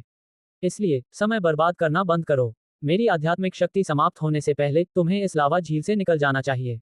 अन्यथा कड़ाही में टिड्डे की वह छवि जो तुमने पहले सोची थी, सच हो जाएगी। जब शियाओ यान बार बार सदमे में आहें भर रहा था, तभी अचानक उसके दिल में याओ लाओ की हंसी गूंज उठी। हाँ, अपने होठों को 2-3 बार हिलाते हुए जियाओ यान ने जल्दी से गंभीरता से सिर हिलाया। वह मुड़ा, पास में मौजूद विशाल 2 सिर वाले ज्वाला आत्मा सर्प को देखा और हंसते हुए बोला, अरे बड़े सिर वाले, रास्ता दिखाओ। शाओ यान की चीख सुनकर ज्वाला आत्मा सर्प ने उसे पूरी तरह से अनसुना कर दिया। उसने अपना सिर सुरंग के निकास की ओर घुमाया और किंगलिंग के इशारे और आदेश का इंतजार किया, जिसके बाद अनिच्छा से उसने अपना शरीर मोड़ा और लावा में गोता लगा लिया। ज्वाला आत्मा सर्प द्वारा लावा झील की सतह पर लगातार लहरें बनते देख जियाओ यान ने धीरे से सांस छोड़ी। इसके बाद वह लावा में कूद गया और ज्वाला आत्मा सर्प के ठीक पीछे चलने लगा। लावा के भीतर सब कुछ धधकते लाल रंग का था। हालांकि हड्डी कंपा देने वाली ज्वाला से सुरक्षा के कारण जियाओ यान अपने आसपास के वातावरण को धुंधला धुंधला देख पा रहा था। उसने एक नजर चारों ओर घुमाई और फिर तेजी से अपना शरीर हिलाकर ज्वाला आत्मा सर्प का पीछा किया, जो लावा के सबसे गहरे क्षेत्र की ओर गोता लगा रहा था। धधकते लाल लावा में एक तीव्र धारा बह रही थी। कभी कभी किसी अज्ञात दिशा से लावा की एक भयंकर लहर प्रकट होती थी। इन धाराओं में अत्यधिक ऊर्जा समाहित थी। यदि कोई इसकी चपेट में आ जाता तो दाडोशी भी गंभीर रूप से घायल हो जाता। हालांकि जियाओ यान भाग्यशाली था कि ज्वाला आत्मा सर्प उस स्थान से पूरी तरह परिचित था। जलधाराओं के आने से पहले ही वह चुपके से निकलने का सबसे उपयुक्त मार्ग खोज लेगा। जियाओ यान, जो उसके ठीक पीछे चल रहा था, उसने भी इस अवसर का लाभ उठाते हुए लावा की इन जलधाराओं से सफलतापूर्वक बच निकला। इस धधकते लाल संसार में ज्वाला आत्मा सर्प के अलावा कोई भी जीवित प्राणी दिखाई नहीं देता था। यह आश्चर्य की बात नहीं थी। आखिरकार यहाँ जीवित रहने की शर्तें बहुत कठिन थीं। 2 सिर वाले ज्वाला आत्मा सर्प के अलावा, जो लावा का सेवन करके जीवित रहने वाला एक विचित्र प्राणी था, अन्य जादुई प्राणी, यहाँ तक कि नीलम पंख वाले शेर जैसे शक्तिशाली जादुई प्राणी भी इस प्रकार के वातावरण से प्रभावित हुए बिना स्वतंत्र रूप से विचरण नहीं कर सकते थे। जैसे जैसे जियाओ यान मैग्मा के तल की ओर अंतहीन रूप से नीचे की ओर बढ़ता रहा, उसे स्पष्ट रूप से यह महसूस होने लगा कि हड्डी जमा देने वाली ज्वाला की सुरक्षा के बावजूद भी बाहरी दुनिया का तापमान कई गुना बढ़ रहा है। इस घटना को भांपते हुए जियाओ यान ने अनजाने में अपनी लार निगल ली। उसके होंठ हल्के से कान पे और थोड़े नीले दिखाई दिए। जिन लोगों ने कभी इस तरह के वातावरण का अनुभव नहीं किया था, उनके लिए लावा के भीतर तैरने की कल्पना करना मुश्किल होगा। यह मौत के फंदे पर नाचने से बस थोड़ा ही अलग था। जैसे जैसे वह तहखाने की तलहटी की ओर गहराई में जाता गया, कोई भी छोटी सी गलती का मतलब ये होगा कि याओ लाओ की सुरक्षा के बावजूद भी शियाओ यान का अत्यंत नाजुक जीवन समाप्त हो जाएगा। जबकि शियाओ यान भयभीत होकर अपने तुच्छ जीवन के लिए कांप रहा था, ज्वाला आत्मा सर्प ने रुकने का कोई संकेत नहीं दिया। उसने पीछे मुड़कर यह भी नहीं देखा कि शियाओ यान उसके पास पहुंचा है या नहीं, और वह पूरी ताकत से तहखाने के गहरे क्षेत्रों की ओर तैरता चला गया। इस तरह के वातावरण में, जहां उसकी 5 इंद्रियां काम नहीं कर रही थी, जियाओ यान को समय के वास्तविक प्रवाह का कोई अंदाजा नहीं था। उसे बस इतना पता था कि इस मशीनी ढंग से लगातार चलने के बाद उसके पैर थोड़े सुन्न हो गए थे। छोटे लड़के, आधे घंटे में तुम्हें वापस लौटना होगा। जैसे ही जियाओ यान उतरते हुए ज्वाला आत्मा सर्प के पीछे पीछे चलते हुए थोड़ा चकित महसूस कर रहा था, अचानक याओ लाओ की गंभीर आवाज सुनाई दी। अरे क्या? ये सुनकर जियाओ यान कुछ पल के लिए स्तब्ध रह गया, फिर उसने जल्दी से पूछा, क्या हुआ? हम और भी गहराई में उतरते जा रहे हैं। बाहर मौजूद लावा को देखो, याओ लाओ ने गहरी आवाज में कहा। याओ लाओ की बातें सुनकर शियाओ यान ने जल्दी से अपनी नजर ऊपर उठाई। वह ये देखकर चौंक गया कि आसपास का धधकते लाल रंग का लावा अनजाने में हल्का हरा हो गया था। क्या हुआ? जियाओ यान ने घबराए हुए अंदाज में पूछा, क्योंकि उसकी तैरने की गति धीरे धीरे कम हो रही थी। ये तापमान में तेजी से वृद्धि के कारण हुआ परिवर्तन है। आसपास के लावा का वर्तमान तापमान तेजी से उस सीमा तक पहुंच रहा है जिसे मैं सहन नहीं कर सकता। याओ लाओ की आवाज में अभूतपूर्व गंभीरता थी। उद्धरण चिन्ह डॉट डॉट डॉट उद्धरण चिन्ह। ये सुनकर शियाओ यान के होंठों के कोने फड़क उठे। उसके माथे से पसीना टपकता हुआ पानी की तरह बह रहा था और वह बुदबुदाया, अरे नहीं! क्या हिंसक ज्वाला, स्वर्गीय ज्वाला, की रैंकिंग में 11वें स्थान पर नहीं है? कहीं ऐसा तो नहीं कि नीचे वाली स्वर्गीय ज्वाला, गुरु की हिंसक ज्वाला से भी ज्यादा भयंकर है? आप इसे इस तरह नहीं कह सकते। मैं अभी आध्यात्मिक अवस्था में हूं और हड्डी कंपा देने वाली ज्वाला की पूरी शक्ति प्रदर्शित नहीं कर सकता। इसके अलावा इसे प्रकट करने के लिए मुझे आपके शरीर का सहारा लेना होगा। इस तरह इसकी शक्ति और भी कम हो जाएगी। आसपास के लावा के दबाव और बढ़ते तापमान को देखते हुए मेरी सीमा आधा घंटा है। याओ लाओ ने जल्दी से समझाया। ठीक है, समय का पूरा सदुपयोग करो। शियाओ यान को ये कहकर याओ लाओ एक बार फिर चुप हो गया। शायद वह विचलित होने की हिम्मत नहीं कर रहा था, कहीं ऐसा ना हो कि हड्डी जमा देने वाली ज्वाला से मिलने वाली सुरक्षा के बावजूद कोई दुर्घटना हो जाए। कड़वी मुस्कान के साथ सिर हिलाते हुए जियाओ यान ने एक बार फिर आसपास के हल्के हरे रंग में बदलते लावा को देखा। उसने अनायास ही आगे की ओर चिल्लाकर कहा, अरे अभी कितनी दूर है। शाओ यान जानता था कि डोउ लिंग स्तर के जादुई जीव पहले से ही ऐसी बुद्धि रखते हैं जिसे कम नहीं आंका जा सकता। इसलिए उसे इस बात की चिंता नहीं थी कि वे उसे समझ नहीं पाएंगे। लावा अवरोध को पार करते हुए शियाओ यान की आवाज डोउची के माध्यम से सामने मौजूद ज्वाला आत्मा सर्प के कानों तक पहुंची। सर्प ने अपना विशाल सिर घुमाया, बेतरतीब ढंग से कुछ फुफकारें मारी और अचानक अपने नीचे उतरने की गति बढ़ा दी। धिक्कार है। ज्वाला आत्मा सर्प की हरकत देखकर शियाओ यान खुद को कोसने से नहीं रोक सका। एक पल झिझकने के बाद उसने दांत भींचकर जोर से लात मारी। उसका शरीर, जो घनी सफेद ज्वाला से ढका हुआ था, एक सफेद छाया में बदल गया और अचानक नीचे की ओर गिर गया। शाओ यान का शरीर लगभग पूरी तरह हरे रंग के लावा से होकर गुजरा। उसके चेहरे से पसीना टपकता हुआ उसकी आंखों में जा रहा था। हालांकि उसे थोड़ा दर्द हो रहा था, फिर भी शाओ यान ने पलकें झपकाने की हिम्मत नहीं की, क्योंकि उसे डर था कि अचानक अपनी गति बढ़ा चुके ज्वाला आत्मा सर्प उसे पीछे छोड़ देगा। चे, तुम और कितना नीचे उतरना चाहते हो? जैसे जैसे वह नीचे उतरता गया, जियाओ यान को स्पष्ट रूप से महसूस होने लगा कि हड्डी जमा देने वाली ज्वाला से सुरक्षा के बावजूद तापमान उसके शरीर में घुस रहा है। 10 मिनट, धिक्कार है। अगर 10 मिनट में मुझे स्वर्गीय ज्वाला नहीं दिखी तो मैं खोज बंद कर दूंगा। बार बार कांपते हुए जियाओ यान ने अपनी कांपती हुई मुट्ठी कस ली जब उसे एहसास हुआ कि इस समय उसकी आवाज भी कांपने लगी है। डॉट डॉट डॉट कुछ ही क्षणों बाद 8 मिनट, शियाओ यान ने धीमी आवाज में चिल्लाते हुए कहा, उसके होठों का कोना फड़क उठा। ज्वाला आत्मा सर्प उसे नजरअंदाज करता रहा और अपनी पूरी शक्ति से नीचे उतरता रहा। Dot dot dot 4 minute, Shao यान की आवाज बिल्कुल सूखी थी जब उसने चिल्लाकर कहा। Dot dot dot 2 minute, Xiao Yan को एहसास हुआ कि उसका दिल इतनी तेजी से धड़क रहा है जितना पहले कभी नहीं हुआ था। धिक्कार है, मैं वापस जा रहा हूं। अब और खोज नहीं करूंगा। लाल आंखों के साथ जियाओ यान का नीचे की ओर जाता शरीर अचानक रुक गया। बिना कुछ कहे उसने दृढ़ता से मुड़कर राख जैसे चेहरे के साथ ऊपर की ओर तैरना शुरू कर दिया। हालांकि जैसे ही जियाओ यान मुड़ी, ज्वाला आत्मा पशु ने अपनी विशाल पूंछ घुमाई और जियाओ यान की कमर से लिपट गई। उसकी पूंछ गहरे लाल रंग की ज्वाला से ढकी हुई थी। हालांकि घनी सफेद ज्वाला के संपर्क में आने पर वह ज्वाला बार बार गायब हो जाती थी, फिर भी उसमें निहित अपार शक्ति ने जियाओ यान को जोर से पीछे खींच लिया। क्या इस राक्षस ने मेरे साथ खिलवाड़ किया है? जिस क्षण ज्वाला आत्मा सर्प ने उसे पीछे खींचा, उसी क्षण उसके मन में एक चौंकाने वाला विचार कौंध गया। यह विचार अभी उसके मन में आया ही था कि जियाओ यान को ज्वाला आत्मा दानव के आगे की ओर फेंक दिया गया। इधर उधर नाचते हुए उसने ऊपर जाने का रास्ता खोजने के लिए चारों ओर नजरें घुमाईं। तभी अचानक उसकी नजर थोड़ी दूरी पर चमकती हुई हरे रंग की किसी चीज पर टिक गई। इस क्षेत्र में लावा हरे रंग की चमक से ढका हुआ था। जब जियाओ यान शांत हुआ और उसने इधर उधर देखा, तो उसे उस हरी चमक के भीतर एक हरा कमल दिखाई दिया जो कोमल और सौम्य मुद्रा में खड़ा था। Green lotus core flame. जैसे ही जियाओ यान ने इस हरे रंग के कमल पर नजर डाली, याओ लाओ की आश्चर्यचकित और आनंदित हंसी अचानक उसके दिल में गूंज उठी। संपर्क सेवा की शर्तें आकाश में युद्ध। सी 199, अध्याय 199, हरित कमल की मूल ज्वाला। Green lotus core flame. याओ लाओ की आवाज सुनकर शियाओ यान के मन में स्वर्गीय ज्वाला रैंकिंग के बारे में कुछ जानकारी याद आ गई जो याओ लाओ ने उसे एक बार बताई थी। ग्रीन लोड स्कोर फ्लेम स्वर्गीय ज्वालाओं की श्रेणी में 19वें स्थान पर है।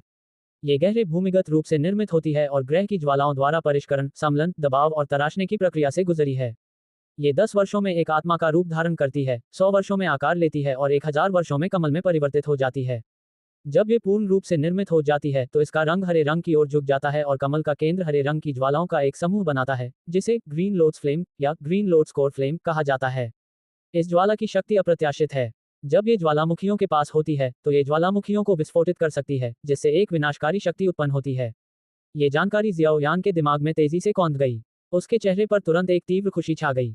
अपने शरीर को हिलाते हुए जियाओ यान ज्वाला आत्मा सर्प से दूर हट गया और उसकी आंखें थोड़ी दूरी पर स्थित विशाल चमकदार हरे प्रकाश को टकटकी लगाकर देखने लगी।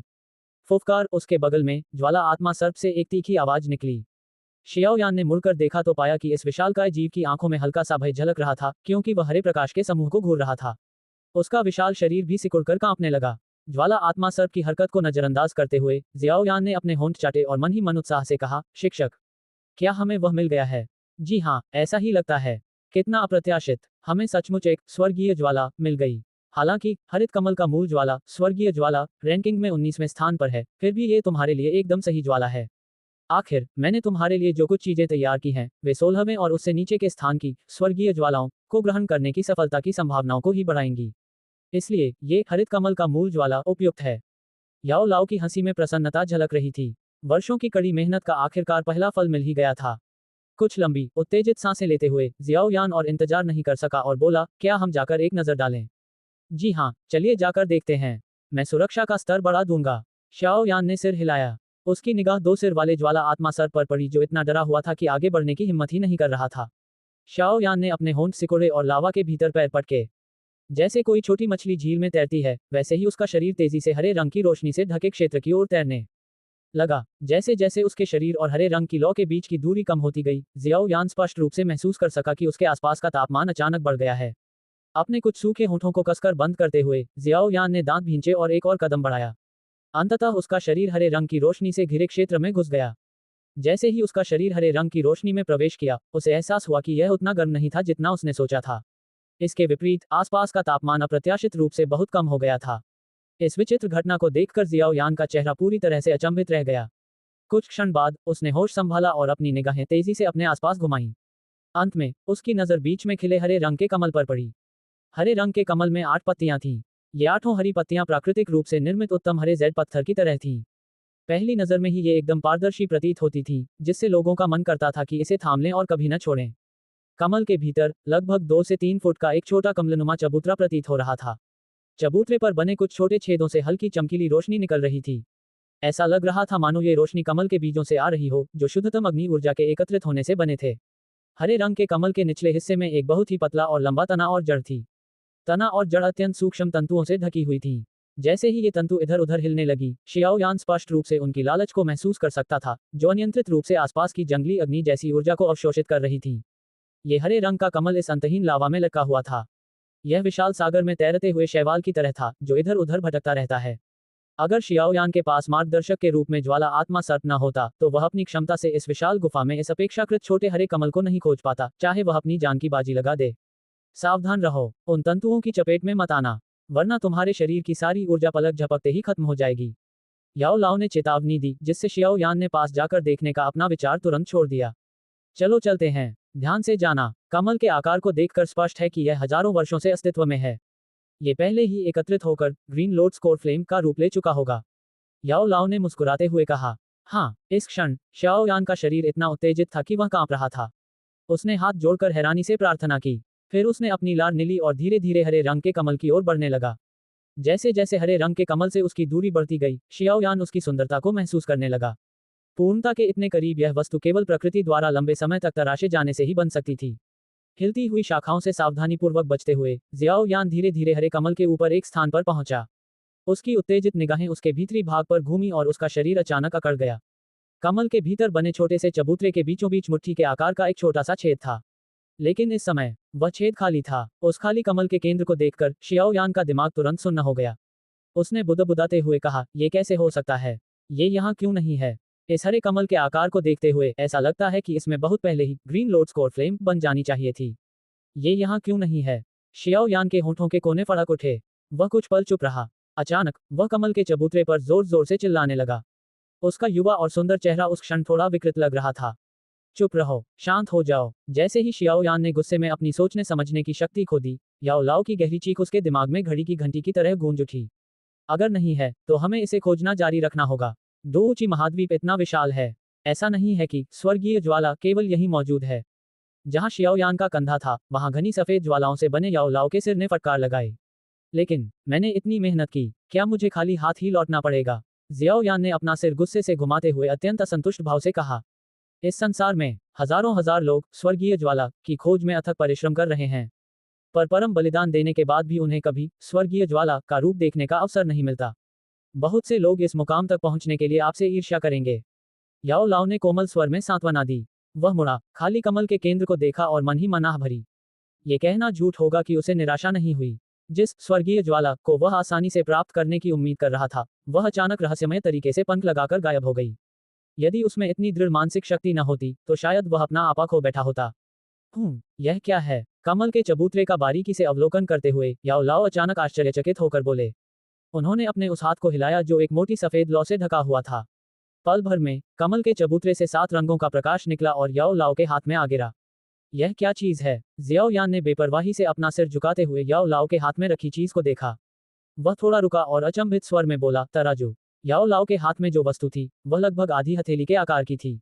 उसका पूरा शरीर 7 रंगों से ढका हुआ था। उसे देखने पर उन 7 रंगों की चमक सुंदर और रंगीन लग रही थी। यह 7 रंगों वाला सांप का शल्क है। याओ लाओ ने अपनी आंखें सिकोड़ते हुए कहा और उसके होठों के कोने पर एक ठंडी मुस्कान उभर आई। 7 रंगों वाला सांप का शल्क। मैं सोच रहा था कि कमल में ग्रीन लोटस कोर फ्लेम क्यों नहीं है। दरअसल इसे किसी और ने ले लिया है। याओ लाओ ने 7 रंगों वाला सर्प स्केल शियाओ यान की ओर फेंका और ठंडी हंसी हंसते हुए बोला। शियाओ यान को तराजू मिला और उसने महसूस किया कि उसके हाथ का वह हिस्सा जो उससे छू गया था ठंडा हो गया। ठंडी हवा की लहरें उसके शरीर में प्रवेश करती रहीं। अगर शाओ यान को याओ लाओ की हड्डी जमा देने वाली ज्वाला से सुरक्षा न मिली होती तो शायद वह इसे छूने की हिम्मत भी न करता। क्या इस तराजू के मालिक ने ग्रीन लोटस कोर फ्लेम चुरा लिया? जियाओ यान ने 7 रंगों वाले तराजू को कसकर पकड़े हुए भौहें चढ़ाते हुए कहा। पूरे तागे रेगिस्तान में केवल एक ही व्यक्ति है जिसके पास 7 रंगों का तराजू है। वह नाग जनजाति की रानी मेडुसा है। ऐसा लगता है कि 6 महीने पहले लिन ने जिस रहस्यमय चीकिंग को महसूस किया था वह रानी मेडुसा का ही है। याओ लाओ ने अपने विचार व्यक्त किए। उफ, अगर वो है तो क्या हुआ? आधा साल बीत चुका है। ग्रीन लोटस कोर फ्लेम तो उसने सोख ही ली होगी। इस संभावना के बारे में सोचते ही जियाओ यान ने तुरंत निराश होकर कहा। तुम तो बिल्कुल ही भ्रमित हो गए हो। रानी मेडुसा के शरीर में नाग जनता का रक्त बहता है। वह स्वभाव से ही अंधकार और शीत ऋतु की ओर आकर्षित होती है। स्वर्गीय ज्वाला को आत्मसात करना, क्या वह जीने से थक गई है? ये सुनकर याओ लाओ ने शियाओ यान को तिरस्कार भरी नजरों से देखते हुए फटकारा। चूंकि उसके गुण स्वर्गीय ज्वाला से मेल नहीं खाते, तो क्या उसके पास यहाँ आकर स्वर्गीय ज्वाला छीनने के अलावा कोई और काम नहीं था? और तो और किंगलिन ने कहा था कि स्वर्गीय ज्वाला ले जाते समय वह घायल भी हो गई थी। अगर कोई कारण न होता तो वह इतनी मेहनत क्यों करती? शियाओ यान ने कड़वाहट से हंसते हुए कहा। ऐसा हो सकता है। याओ लाओ ने हाथ हिलाते हुए अपने विचार व्यक्त किए। लगता है हमें अभी भी तागेर रेगिस्तान के भीतरी इलाकों की यात्रा करनी होगी। मुझे ठीक से नहीं पता कि वह क्या करना चाहती है, लेकिन मैं आपको यकीन से कह सकता हूं कि वह स्वर्गीय ज्वाला को अवशोषित नहीं करेगी। इसलिए हमें शायद स्वर्गीय ज्वाला को फिर से प्राप्त करने का मौका मिल जाए। क्या तुम रानी मेडुसा को ढूंढकर स्वर्गीय ज्वाला छीनने जाओगे? वह तो दो हुआन कुल की है। उस समय तो यहाँ तक कि वह हिमहुआंग, जिसका नाम जियामा साम्राज्य में गूंजता था, भी उसी की वजह से उस दयनीय स्थिति में पहुंच गया था। अब हम जाकर उसे ढूंढें। शियाओ यान ने अपना माथा रगड़ा और कड़वी मुस्कान के साथ बोला। लक्ष्य तय होना इधर उधर भटककर खोजने से बेहतर है। और उस समय लड़ाई तो मैं लड़ूंगा, तुम नहीं। हालांकि डोउची महाद्वीप में रानी मेडुसा का भयंकर नाम जग जाहिर है, लेकिन मैं उससे डरता नहीं। याओ लाओ ने होंठ सिकोड़ते हुए कहा। शाओ यान ने कड़वी मुस्कान के साथ केवल आह भरी और सिर हिलाया। तुरंत ही उसने अपना सिर शरीर के साथ घुमाया और जाने की तैयारी करने लगा। अरे तुम क्या कर रहे हो? शियाओ यान की हरकत देखकर याओ लाओ कुछ अचंभित होते हुए बोला। वापस जाना। क्या मुझे यहीं रुककर लावा खाना चाहिए? जियाओ यान ने असभ्यता से जवाब दिया। तुम मूर्ख हो। ये शब्द सुनकर याओ लाओ तुरंत क्रोधित हो गया और उसने शाओ यान के सिर पर कुछ घूंसे मारे। उसने उंगली से हरे रंग के कमल की ओर इशारा करते हुए गुस्से से कहा, यह एक अनूठा खजाना है जिसे आकार लेने में 1000 साल लगते हैं। तुम बच्चे इसे यहीं छोड़ना चाहते हो क्या? शियाओ यान ने हैरानी से अपनी आंखें झपकाईं। वह मुड़ा और हरे रंग के कमल को देखते हुए उलझन में पूछा, इस चीज का क्या उपयोग है? याओ लाओ ने आंखें घुमाते हुए शाओ यान की इन बातों को पचाने में मुश्किल महसूस की। उन्होंने अपनी दाढ़ी समेटते हुए चिड़चिड़ा कर कहा, यह हरे रंग का कमल का चबूतरा 1000 वर्षों से ग्रह की ज्वालाओं के जमाव से बना है। अगर आप भविष्य में इसे निकालकर इस पर बैठकर अभ्यास करेंगे तो आपकी अभ्यास गति 10 गुना तो नहीं बढ़ेगी, लेकिन 3 से 4 गुना जरूर बढ़ जाएगी। इसके अलावा जब आप किसी शत्रु से मिलें तो आप अपनी डोची शक्ति का उपयोग करके इसे सक्रिय कर सकते हैं और इसके भीतर समाहित कोर ज्वाला को मुक्त कर सकते हैं। अगर आपका सामना डोलिंग स्तर के किसी व्यक्ति से होता है तो आप उसे शायद हरा ना पाएं, लेकिन भागते समय आपको किसी प्रतिरोध का सामना नहीं करना पड़ेगा। और कमल के चबूतरे में कमल के बीज हैं। ये कोर फायर कमल का बीज, जिसे ज्वाला आत्माओं का सार माना जाता है, बनने में 100 साल लगते हैं। अगर तुम बाहर जाकर चिल्लाओगे कि तुम्हारे पास कोर फायर कमल का बीज है, तो मैं गारंटी देता हूं कि एक डोहुआंग भी अपनी पूरी ताकत लगाकर तुमसे इसे छीनने की कोशिश करेगा। बेशक इसमें वे लोग शामिल नहीं हैं जो तुम्हें मारने और लूटने जैसे सीधे तरीके अपनाना पसंद करते हैं। अगर तुम इनमें से कोई भी चीज हटा दोगे तो जियामा साम्राज्य में उथल पुथल मच जाएगी। क्या तुम बच्चे इसे मना करने की हिम्मत करोगे? यहाँ तक बोलने के बाद याओ लाओ ऐसे बोल रहा था मानो शियाओ यान पूरी तरह से बेकार हो। उद्धरण चिन्ह डॉट डॉट डॉट उद्धरण चिन्ह। याओ लाओ की ललचाती व्याख्या सुनकर शियाओ यान की आंखें और भी चमक उठीं। याओ लाओ के समाप्त करते ही शियाओ यान की आंखें आग की तरह लाल हो गईं और वह कमल के चबूतरे पर कूद पड़ा। धिक्कार है, इन सब बातों को ब्याज ही समझो। संपर्क सेवा की शर्तें आकाश में युद्ध। सी 200 अध्याय 200 थोड़ा सा लाभ प्राप्त करना। हरे कमल पर झपट्टा मारते हुए शियाओ यान को देखकर याओ लाओ ने असहाय होकर अपना सिर हिलाया। शियाओ यान स्पष्ट रूप से अपने सदमे से उबर नहीं पाया था। क्या उसे सच में लगता था कि इस हरे कमल को सीधे काटा जा सकता है? याओ लाओ ने आह भरी। उसने अपनी हथेली हिलाई और एक खिंचाव बल ने शियाओ यान के शरीर को हरे कमल के ठीक ऊपर स्थिर कर दिया, फिर उसे वापस खींचकर याओ लाओ के बगल में फेंक दिया। मूर्ख, अपना सिर झुकाकर और ये देखकर कि शियाओ यान उसे उलझन भरी निगाहों से घूर रही है, याओ लाओ ने कड़वी हंसी हंसते हुए अपने भंडारक छल्ले से एक धातु की तलवार निकाली। फिर उसने उसे बेतरतीब ढंग से हरे कमल पर फेंक दिया। जब धातु की तलवार हरे कमल के ऊपर पहुंचने ही वाली थी, तभी अचानक हरे कमल से हल्के हरे रंग की ज्वाला निकली। पलक झपकते ही धातु की तलवार जलकर तरल पदार्थ में बदल गई। ये दृश्य देखकर शियाओ यान के माथे पर पसीना आ गया। उसने लार नीली और याओ लाओ की ओर देखकर अजीब सी मुस्कान दी। ये हरा कमल प्रकृति का गौरव है। कोई भी साधारण धातु जो इसे छूती है तुरंत पिघल जाती है।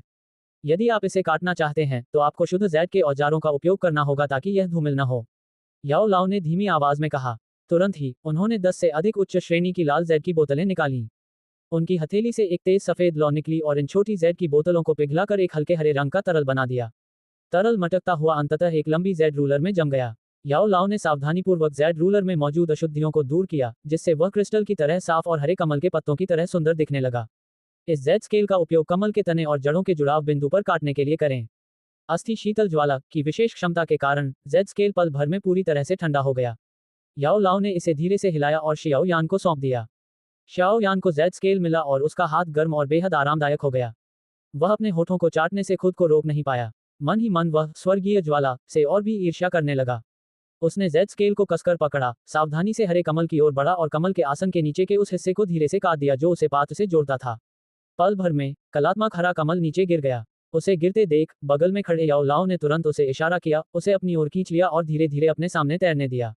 उसकी निगाहें उस पर टिकी थीं और उसका चेहरा भावों से भर उठा था। हरे कमल को हटाने के बाद जियाओ यान ने उन जड़ों और तनों को देखा जो लावा के भीतर से आसपास की अग्नि प्रकार की ऊर्जा को तेजी से सोख रहे थे। उसने अपना मुंह चाटा और मुस्कुराते हुए कहा, गुरुजी, ये जड़ें बेरोकटोक ऊर्जा सोखने में सक्षम हैं। ये भी एक प्रकार का अनूठा खजाना होनी चाहिए। क्यों ना हम इन्हें भी ले लें? नहीं, शियाओ यान की उम्मीदों के विपरीत हरे कमल को निहार रहे याओ लाओ ने अपना सिर हिलाया। अरे, क्यों? ये शब्द सुनकर जियाओ यान अवाक रह गई और उसने स्तब्ध होकर पूछा। इन आध्यात्मिक वस्तुओं के लिए जिन्हें बनने में सैकड़ों हजारों साल लगते हैं, कुछ न कुछ छोड़ देना ही बेहतर है। इसे एक अच्छा कर्म समझो। यद्यपि तुमने इस बार हरा कमल हटा दिया है, लेकिन अगर इसे 1000 साल और दो तो एक नया हरा कमल बन जाएगा। लेकिन अगर तुम इसकी जड़ और तना भी हटा दोगे तो हरे कमल की मूल ज्वाला इस समाधि से हमेशा के लिए गायब हो जाएगी। इसका दोबारा बनना अत्यंत कठिन होगा। याओ लाओ ने हिलती हुई जड़ों को देखा और आह भरी। रसायन शास्त्र की दुनिया में आध्यात्मिक वस्तुओं या सामग्रियों को प्राप्त करते समय जड़ और तने को नुकसान पहुंचाना दूसरों को सबसे ज्यादा क्रोधित करता है। आखिर किसी आध्यात्मिक वस्तु के बनने की आवश्यकताएं बहुत कठिन होती हैं। याओ लाओ की भावुक आह सुनकर शियाओ यान कुछ पल स्तब्ध रहने के बाद सिर हिलाया। उसने अपने हाथ में पकड़ी हरी रूलर को अंगूठी में रख दिया और अपनी नजर कमल के लंबे तने और जड़ों पर टिका दी। इसके बाद वह मुड़कर याओ लाओ के सामने आ गया। उसकी निगाहें आनंद से भरी थीं, हरे कमल को निहारते हुए उसका चेहरा लालसा से भर उठा। 1, 2, 3 कुल मिलाकर 11 कोर फायर लोड सीड्स हैं। हाँ, तुम तो बड़े भाग्यशाली हो। हरे कमल में चमकती छोटी छोटी रोशनी गिनने के बाद याओ लाओ अपनी हंसी नहीं रोक सका। दरअसल मुझे ये जानने की बहुत उत्सुकता है कि रानी मेडुसा ने स्वर्गीय ज्वाला छीनने आते समय ये सारे खजाने यहाँ क्यों छोड़ दिए। कहीं ऐसा तो नहीं कि ये सब उसकी नजरों में कुछ भी नहीं है? शियाओ यान ने हरे कमल को देखते हुए अचानक उलझन भरी आवाज में कहा। मैंने तुम्हें पहले ही बता दिया है। जब तुमने हरे कमल को निकालने के लिए जेड के रूलर का इस्तेमाल किया था तब ये बहुत आसान लगा होगा, लेकिन अगर तुमने इसे जबरदस्ती काटने के लिए किसी और चीज का इस्तेमाल किया होता तो यह नामुमकिन होता। रानी मेडुसा कोई रसायन शास्त्री नहीं है, तो उन्हें इस तरह की छोटी मोटी तरकीबों के बारे में कैसे पता चलेगा। इसके अलावा जब उन्होंने स्वर्गीय ज्वाला ली थी तो वे उससे बुरी तरह घायल हो गई होंगी। आसपास के लावा की गर्मी और दबाव को देखते हुए उनके पास समय बर्बाद करने का कोई मौका नहीं था। याओ लाओ मुस्कुराते हुए बोले। उन्होंने एक बार फिर भंडारण वलय से 10 छोटी जेड की बोतलें और जेड का रूलर निकाला और फिर कमल के गूदे से 11 कोर फायर कमल के बीच सावधानीपूर्वक निकालकर जेड की बोतलों में रख दिए। इन सभी चीजों को ठीक से छुपा कर रखना। इन्हें आसानी से दूसरों को देखने मत देना, खासकर इस हरे कमल को। प्रशिक्षण के अलावा इसका इस्तेमाल जितना हो सके कम करना, वरना बेवजह मुसीबत मोल ले सकते हो। सभी जेड की बोतलों को भंडारण रिंग में रखने के बाद याओ लाओ ने उसे शियाओ यान को वापस देते हुए चेतावनी दी। हाँ, अपनी उंगली में भंडारण की अंगूठी पहनने के बाद जियाओ यान ने अपने आसपास नजर घुमाई। उसने महसूस किया कि जब से हरे कमल ने जड़ और तने को छोड़ा था तब से आसपास की हरी चमक धीरे धीरे कम होती जा रही थी। चलो चलते हैं। आसपास के बदलाव को देखते हुए याओ लाओ का शरीर थोड़ा कांप उठा और एक मोटी सफेद लौ में बदल गया जिसने शियाओ यान के शरीर को ढक लिया। हाँ, जियाओ यान ने हल्के से सिर हिलाया और एक गहरी सांस ली। उसकी नजरें आखिरी बार हरे कमल की जड़ों पर पड़ी, उसने जीभ चाटी और आगे बढ़ा। इसके बाद उसका शरीर तेजी से हरी रोशनी से बाहर निकल गया। हरी रोशनी से बाहर निकलने के बाद जियाओ यान ने कुछ दूरी पर स्थित ज्वाला आत्मा सर्प की ओर हाथ हिलाया। फिर वह उसके पीछे पीछे उसी रास्ते से वापस चलने लगा जिससे वे पहले आए थे। वह अभी तक बाहर क्यों नहीं आया? सुरंग के मुहाने पर जियाओ डिंग लंबे समय से शांत पड़े लावा झील को घूर रहा था। उसका मन, जो अभी अभी शांत हुआ था, धीरे धीरे फिर से बेचैन होने लगा। भौहें सिकोड़कर वह बेचैनी से इधर उधर टहलने लगा। कंपनी प्रमुख, चिंता न करें, मुझे सूचना मिल गई है। युवा मालिक वापस आ रहे हैं। उन्हें कुछ नहीं हुआ है। उनके बगल में खड़ी किंगलिन ने अपनी आंखें थोड़ी सी खोलीं। उसकी गहरी हरी आंखों में चमक आ गई और उसने अपना छोटा सा चेहरा ऊपर उठाकर शियाओ डिंग को इधर उधर टहलते हुए देखा। अगर ऐसा है तो, ये सुनकर जियाओ डिंग ने राहत की सांस ली। वह सुरंग के निकास द्वार की ओर बढ़ा, लगातार उबलते गर्म लावा पर एक नजर डाली और अनजाने में एक कड़वी हंसी हंस दी। उसके लिए ये कल्पना करना मुश्किल था कि जियाओ यान सचमुच कुछ देर पहले ही उसमें कूद गई थी। उफ, कितना डरावना इंसान है। प्लॉप। उसकी आह पूरी होने से पहले ही तहखाने में पानी के टूटने की आवाज फिर से सुनाई दी। जियाओ डिंग ने जल्दी से अपनी नजर लावा में डाली और उसे जियाओ यान की आकृति दिखाई दी, जो एक मोटी सफेद लौ से ढकी हुई थी और धीरे धीरे उसकी नजर में उभर रही थी। गाढ़े लावा की सतह को चीरते हुए शियाओ यान ने एक गहरी सांस ली। उसने अपना सिर ऊपर उठाया और ऊपर शियाओ डिंग को देखते हुए हाथ हिलाया। लावा पर पैर रखते ही उसका शरीर ऊपर की ओर उछल पड़ा। हवा में उनके पास पहुंचते ही उसकी पीठ कांप उठी और बैंगनी बादल के पंख निकल आए। पंख फड़फड़ाए और उसका शरीर सुरंग की ओर तैरने लगा। जैसे ही शियाओ यान के पैर जमीन पर पड़े, उसके शरीर से मोटी सफेद लौ धीरे धीरे गायब हो गई। उसकी पीठ थोड़ी कांपी और सुओ की आवाज के साथ बैंगनी बादल के पंख एक बार फिर उसकी पीठ पर चिपके गहरे काले टैटू में बदल गए। क्या तुम ठीक हो? शियाओ यान को देखकर शियाओ डिंग जल्दी से उसके पास गया और पूछा। हाँ, मैं ठीक हूँ। मुस्कुराते हुए और सिर हिलाते हुए जियाओ यान मुड़ा और विशाल तहखाने में मौजूद लावा की दुनिया को देखने लगा। वह आह भरे बिना नहीं रह सका। क्या तुम्हें वो चीज मिल गई? शियाओ यान के चेहरे पर नजर घुमाते हुए शियाओ डिंग ने मुस्कुराते हुए पूछा। नहीं। शियाओ यान के होठों का कोना थोड़ा सा हिल गया और उसने कड़वी मुस्कान के साथ कहा, किसी ने इसे मुझसे पहले ले लिया। ये सुनकर जियाओ डिंग स्तब्ध रह गया। उसने कुछ देर सोचा और धीरे से कहा, ये रहस्यमयी ची का स्वामी है ना? अरे, शायद उसे रानी मेडुसा कहना ज्यादा सही रहेगा। जियाओ यान ने 7 रंगों वाला एक सांप का शल्क निकाला और कड़वी मुस्कान के साथ जियाओ डिंग की ओर लहराया। ओह, 7 रंगों वाला सांप का शल्क। ये सचमुच उसी का है। उस 7 रंगों वाले सांप के शल्क को देखकर जियाओ डिंग के चेहरे पर एक कड़वी मुस्कान आ गई और उसने आह भरी। शाओ यान ने सिर हिलाया। उसने अपने होंठ सिकोड़ते हुए धीरे से कहा, मुझे स्वर्गीय ज्वाला का पता चल गया है। इसके बाद मैं सीधे तागेर रेगिस्तान के भीतरी इलाकों की ओर जाऊंगा। अगर मौका मिला तो मैं रानी मेडुसा से स्वर्गीय ज्वाला चुरा लूंगा। क्या तुम रानी मेडुसा के हाथों से स्वर्गीय ज्वाला चुराना चाहते हो? ये सुनकर जियाओ डिंग क्षण भर के लिए स्तब्ध रह गया, फिर अचानक उसका चेहरा बदल गया और वह अनजाने में चिल्ला उठा। टैगर रेगिस्तान के आसपास के क्षेत्रों में रानी मेडुसा की भयंकर प्रतिष्ठा उनकी चंचल छवि से कम नहीं थी। टैगर रेगिस्तान के आसपास के शहरों में कई लोग रानी मेडुसा से इतना भयभीत थे कि उनका नाम सुनते ही कांप उठते थे। इसलिए भले ही शियाओ डिंग जानता था कि शियाओ यान काफी शक्तिशाली है, फिर भी जब उसने सुना कि शियाओ यान रानी मेडुसा को उकसाना चाहती है, तो उसे यह बात हास्यास्पद लगी। आखिरकार रानी मेडुसा एक अत्यंत शक्तिशाली व्यक्तित्व थी, जिनकी प्रसिद्धि जियामा साम्राज्य में हर जगह थी, जबकि रॉक डेजर्ट सिटी की लुओबू उनसे बिल्कुल अलग थी। उस समय जब साम्राज्य ने नाग जनित जनजाति पर आक्रमण करने के लिए अपने सैनिकों को भेजना चाहा, तो उन्हें 3 दो वांग की सहायता मिली, लेकिन वे भी रानी मेडुसा के हमलों में बुरी तरह घायल हो गए और अभियान दल को पीछे हटना पड़ा। इससे ये स्पष्ट होता है कि रानी मेडुसा की यह भयंकर प्रतिष्ठा केवल शेखी बघारने से नहीं मिली थी। हे बड़े भाई, चिंता मत करो, मैं बस कोशिश कर रहा हूँ। अगर अंत में असफल भी हो जाऊं, तो भी मुझे भागने की अपनी क्षमता पर पूरा भरोसा है। शियाओ यान ने शियाओ डिंग को मुस्कुराते हुए आश्वस्त किया। उफ। शियाओ यान के लगातार अड़ियल रवैये को देखकर शियाओ डिंग केवल असहाय होकर अपना सिर हिला सका और उसके चेहरे पर शिकन आ गई। हाँ, चलो चलते हैं। आज मैं वापस जाकर एक रात आराम करूंगा। कल मुझे तागर रेगिस्तान के भीतरी इलाकों की यात्रा शुरू करनी होगी। हाथ हिलाते हुए शियाओ यान मुड़ा और सुरंग में चला गया। उसके पीछे शियाओ डिंग ने आह भरी और उसके पीछे पीछे चल दिया। उन दोनों को मुड़कर जाते देख किंगलिन ने जल्दी से लावा झील की ओर सीटी बजाई। तुरंत ही 2 सिर वाले ज्वाला आत्मा सर्प के माथे पर हरी रोशनी फैल गई। एक पल बाद सर्प का विशाल शरीर सिकुड़ गया, हरी रोशनी में बदल गया और किंगलिन की आस्तीनों में समा गया। किंगलिन ने उत्सुकता से अपने छोटे हाथ से अपनी आस्तीन थपथपाई। उसके छोटे चेहरे पर मुस्कान आ गई और उसने फुसफुसाते हुए कहा, कोई गड़बड़ मत करना, नहीं तो अगर छोटे मालिक नाराज हो गए तो मैं तुम्हें छोड़कर चली जाऊंगी। फुफकार। उस धीमी फुफकार की आवाज में कुछ असंतोष झलक रहा था। ऐसा लग रहा था मानो सांप अपने मालिक के भेदभाव से असंतुष्ट हो। ही किंगलिन ने अपना छोटा सा मुंह ढक लिया और धीरे से हंसी। उसने अपना छोटा हाथ उठाया और उछलते कूदते हुए शाओ यान और शाओ डिंग के साथ चल पड़ी। तीनों धीरे धीरे अंधेरी सुरंग में गायब हो गए। जैसे जैसे उन तीनों लोगों के कदमों की आहट धीरे धीरे दूर होती गई, यह विशालकाय लावा का तहखाना एक बार फिर शाश्वत शांति में डूब गया। संपर्क सेवा की शर्तें।